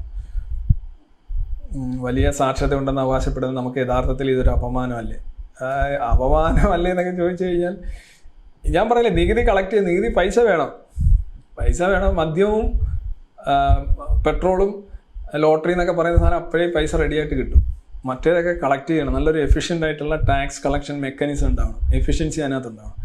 നമുക്കൊന്നും അത്രയും ഒരു എഫിഷ്യൻസി ഇല്ലയെന്ന് തന്നെയാണ് പറയാല്ലേ. പിന്നെ ടാക്സ് ഇവേഡ് ചെയ്യാനായിട്ടുള്ള ജനങ്ങളുടെ തന്നെ ഒരു ഇത്, ജനങ്ങൾ ടാക്സ് കൊടുക്കുന്നത് എന്തോ ഒരു മോശം. ഈ റെസീപ്റ്റ് പോലും വാങ്ങിക്കുന്നത് വേണ്ട, റെസീപ്റ്റ് വേണമെന്ന് ചോദിക്കുമ്പോൾ വേണ്ട, റെസീപ്റ്റ് വേണമെന്നാണ് ചോദിക്കുന്നത്. വേണമെന്ന് പോലും ചോദിക്കാൻ പാടില്ല, റെസീപ്റ്റ് എഴുതി കൊടുക്കുകയാണ് വേണ്ടത്. അതുപോലെ അൺഅക്കൗണ്ടഡ് ആയിട്ടുള്ള ട്രാൻസാക്ഷൻസിനുള്ള താല്പര്യം, അതൊക്കെ സത്യത്തിൽ നമ്മൾ പറഞ്ഞു കഴിഞ്ഞാൽ ഈ നമ്മളുടെ സൊസൈറ്റിയിൽ അതിനൊക്കെ വലിയ തോതിലുള്ള മുൻതൂക്കമുണ്ട്. മനസ്സിലായില്ല? നമ്മളത്ര ഫിനാൻഷ്യലി നമ്മളത്ര ഒരു ക്ലീൻ അല്ല.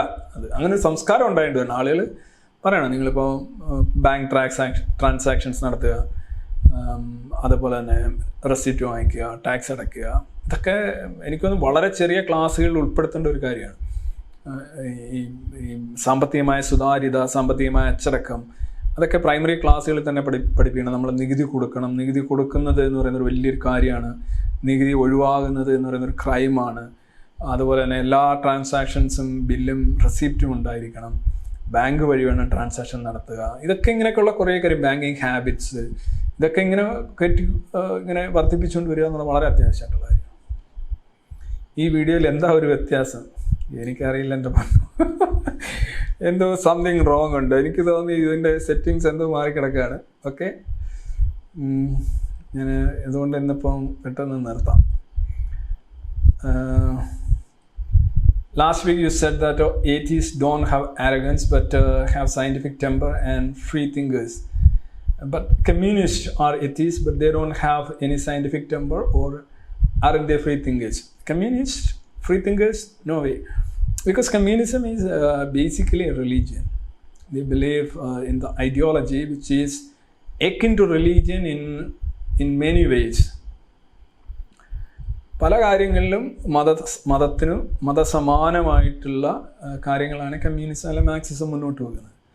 മാർക്സിസം ബേസിക്കലി ഒരു പൊളിറ്റിക്കൽ ഐഡിയോളജിയാണ്. പക്ഷേ അത് എക്കണോമിക്സ് പറയുമ്പോഴാണ് ഏറ്റവും അസഹനീയമായി മാറുന്നത്. സംതിങ് ലൈക്ക് ഈ മൊല്ലാക്കന്മാർ സയൻസ് പറയുന്നതായിരിക്കും മാർക്സിസ്റ്റുകൾ എക്കണോമിക്സ് പറയുന്നത്. കാരണം ഇന്നത്തെ എക്കണോമിക്സോ സമ്പദ് വ്യവസ്ഥയോ മുന്നോട്ട് പോകുന്നത് മാർക്സിയൻ മാനദണ്ഡങ്ങളോ മാർക്സിയൻ നിരീക്ഷണങ്ങളോട്ടോ യാതൊരു ബന്ധവുമുള്ള രീതിയിലല്ല. It's A different ball game all together. ഇപ്പോൾ കോൾ മാർക്സ് പോലും ഇന്നിപ്പോൾ തിരിച്ചു വരികയാണെന്നുണ്ടെങ്കിൽ ഇന്ന് ലോകത്ത് നടത്തുന്ന സാമ്പത്തിക ക്രയവിക്രയങ്ങളും അതിൻ്റെ ഇക്വേഷൻസും കണ്ട പുള്ളിക്കൊന്നും മനസ്സിലാവാൻ സാധ്യതയില്ല. പുള്ളി ഏതെങ്കിലും ഒരു ഷെയർ മാർക്കറ്റിലൊക്കെ പോയി ഒരു 2 വർഷം ഇൻറ്റേൺഷിപ്പിനോ അല്ലെങ്കിൽ അപ്രന്റീസ്ഷിപ്പിനോ ഒക്കെ നിന്ന് കഴിഞ്ഞാൽ പുള്ളിക്ക് മനസ്സിലാവും.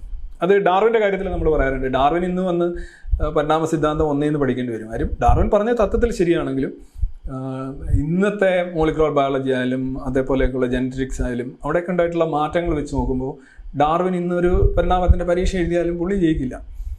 പക്ഷേ നാച്ചുറൽ സെലക്ഷൻ വെച്ച് പുള്ളിക്ക് മാർക്ക് സ്കോർ ചെയ്യും. കാര്യം പുള്ളി പറഞ്ഞത് താത്വികമായി ശരിയാണ്. മാത്സിൻ്റെ കാര്യത്തിൽ ദുരന്തം മറ്റൊന്നുമല്ല. അദ്ദേഹം പറഞ്ഞത് താത്വികമായിട്ട് തന്നെ തെറ്റാണ്. താത്വികമായിട്ട് ഇൻ പ്രിൻസിപ്പിൾ തെറ്റാണ്. അത് വെറും ഒരു ഒരു ഫാഷിസ്റ്റ് വിഭജന സിദ്ധാന്തം മാത്രമാണ്. ജനങ്ങളെ തമ്മിലടിപ്പിക്കുന്ന ഉള്ളവനും ഇല്ലാത്തവനും സവർണനും അവർണനും മുസ്ലിമും അമുസ്ലിം എന്നൊക്കെ പറയുന്നു. ഒരു കൂട്ടം മനുഷ്യർക്ക് മറ്റൊരു കൂട്ടം മനുഷ്യർക്കെതിരെയുള്ള പ്രതിഷേധവും അസൂയയും വിരോധവും മുതലെടുത്തുകൊണ്ട് രാഷ്ട്രീയം പറയുക. അതൊരു വളരെ ഇൻഹ്യൂമനായിട്ടുള്ള ഒരു ഫിലോസഫിയാണ്, ഒരു പൊളിറ്റിക്കൽ ഐഡിയോളജിയാണ്. അതിന് ഒരു രാജ്യത്തും ഒരു സമൂഹത്തിനും ഒരു ഗുണവും ചെയ്യാൻ കഴിയില്ല. ഇപ്പോൾ ഏതെങ്കിലും കമ്മ്യൂണിസത്തിൽ വിശ്വസിക്കുന്ന ആളുകൾ നല്ലവരായതുകൊണ്ട് കാര്യമില്ല. അങ്ങനെ കാണാമല്ലോ. ഇപ്പോൾ നാസികളുടെ ഇടയിൽ നല്ല മനുഷ്യരുണ്ടാവും. ബേസിക്കലി അതിനകത്ത് സ്വാതന്ത്ര്യ നിഷേധം അൺറിയലിസ്റ്റിക്കാണ്. പിന്നെ മതം പോലെയാണ് മിക്കവാറും കാര്യങ്ങൾ. വർഗശത്രു അല്ലേ, മതങ്ങൾക്ക് മാത്രം കാണുന്നൊരു കാര്യം ശത്രു. ഇപ്പം തന്നെ നമ്മൾ കാണാം, ഇപ്പോൾ സോഷ്യൽ മീഡിയയിൽ തന്നെ നോക്കുകയാണെന്നുണ്ടെങ്കിൽ ഇപ്പോൾ ഇതിൻ്റെ ഒരു പൊതു ഗുണം എന്ന് പറഞ്ഞു കഴിഞ്ഞാൽ നിങ്ങൾക്കൊരു അന്യൻ ഉണ്ടാകുന്നു, ഒരു ശത്രു ഉണ്ടാകുന്നു എന്ന് പറയുന്നതാണ് മതത്തിൻ്റെ ഏറ്റവും അടിസ്ഥാനം. ഇപ്പോൾ എണ്ണവില കുറിച്ച് തന്നെയുള്ളൊരു ചർച്ച നിങ്ങൾ നോക്കുകയാണെങ്കിൽ ഫേസ്ബുക്കിലൊക്കെ നോക്കുകയാണെന്നുണ്ടെങ്കിൽ ചുമ്മാ അതിങ്ങനെ ഇല്ലേ, ഈ പാകിസ്ഥാൻ ഇന്ത്യ അതിർത്തിയിൽ ഇവിടെ നിന്ന് ഇങ്ങനെ ഓരോ ഷെല്ലുകൾ ഇങ്ങനെ ചവിട്ടി ഇങ്ങനെ വിട്ടുകൊണ്ടിരിക്കും. അവിടെ നിന്ന് ഇങ്ങോട്ട് വിട്ടുകൊണ്ടിരിക്കും. ആർക്കെതിരെ വിടുന്നത് എന്തോ വിടുന്നതെന്നൊന്നുമില്ല. രാവിലെ പോകുന്നു, ഷെല്ല് വിടുന്നു. ഇതേപോലെയാണ് എന്തെങ്കിലും ഒരു വിഷയം വരികയാണെന്നാൽ ഒരു പാർട്ടിയുടെ അടിമയാണെങ്കിൽ ചെന്ന് ചെയ്യുക, പാർട്ടിക്ക് അനുകൂലമായിട്ട് എതിർ പാർട്ടിക്കാരനെതിരെ ഇങ്ങനെ ഷെല്ല് വിട്ടുകൊണ്ടേയിരിക്കും. കുറേ തെറിയും കുറച്ച് കാര്യങ്ങൾ. വസ്തുത, എണ്ണവില, LPG സബ്സിഡി, മാങ്ങാത്തൊലി, ഇതൊന്നും ഒരു വിഷയമല്ല. ഇതാണ് ഒരു മതത്തിൻ്റെ ഒരു അടിസ്ഥാനപരമായിട്ടുള്ള. നിങ്ങൾ ശ്രദ്ധിച്ചു കഴിഞ്ഞാൽ അറിയാം, ഓരോ ചർച്ചയിലും പങ്കെടുക്കുന്നത് എന്തോ സ്വന്തം കോട്ട കാക്കാനും എതിരാളിയെ ആക്രമിക്കുക, പാകിസ്ഥാൻ അതിർത്തിയിൽ ഷെല്ലാക്രമണം നടത്തുന്നു എന്നാണ് ആളുകൾ ചെയ്യുന്നത്. അപ്പോൾ അതുകൊണ്ട് they are not free thinkers, they cannot be free thinkers. ഒരു കമ്മ്യൂണിസ്റ്റുകാരന് ഫ്രീ തിങ്കർ ആവാൻ കഴിയില്ല, ഒരു ഇസ്ലാമിസ്റ്റിന് ഫ്രീ തിങ്കർ ആവാൻ കഴിയാത്തതുകൊണ്ടും, ഒരു ഹിന്ദുത്വവാദിക്ക് ഫ്രീ തിങ്കർ ആവാൻ കഴിയാത്തതുപോലെ, ഒരു സത്യക്രിസ്ത്യാനിക്ക് ഫ്രീ തിങ്കർ ആവാൻ കഴിയാത്തതുപോലെ ഒരു കമ്മ്യൂണിസ്റ്റിനും ഫ്രീ തിങ്കർ ആവാൻ കഴിയില്ല. It's impossible. അതിനകത്ത് യാതൊരു സംശയമില്ല.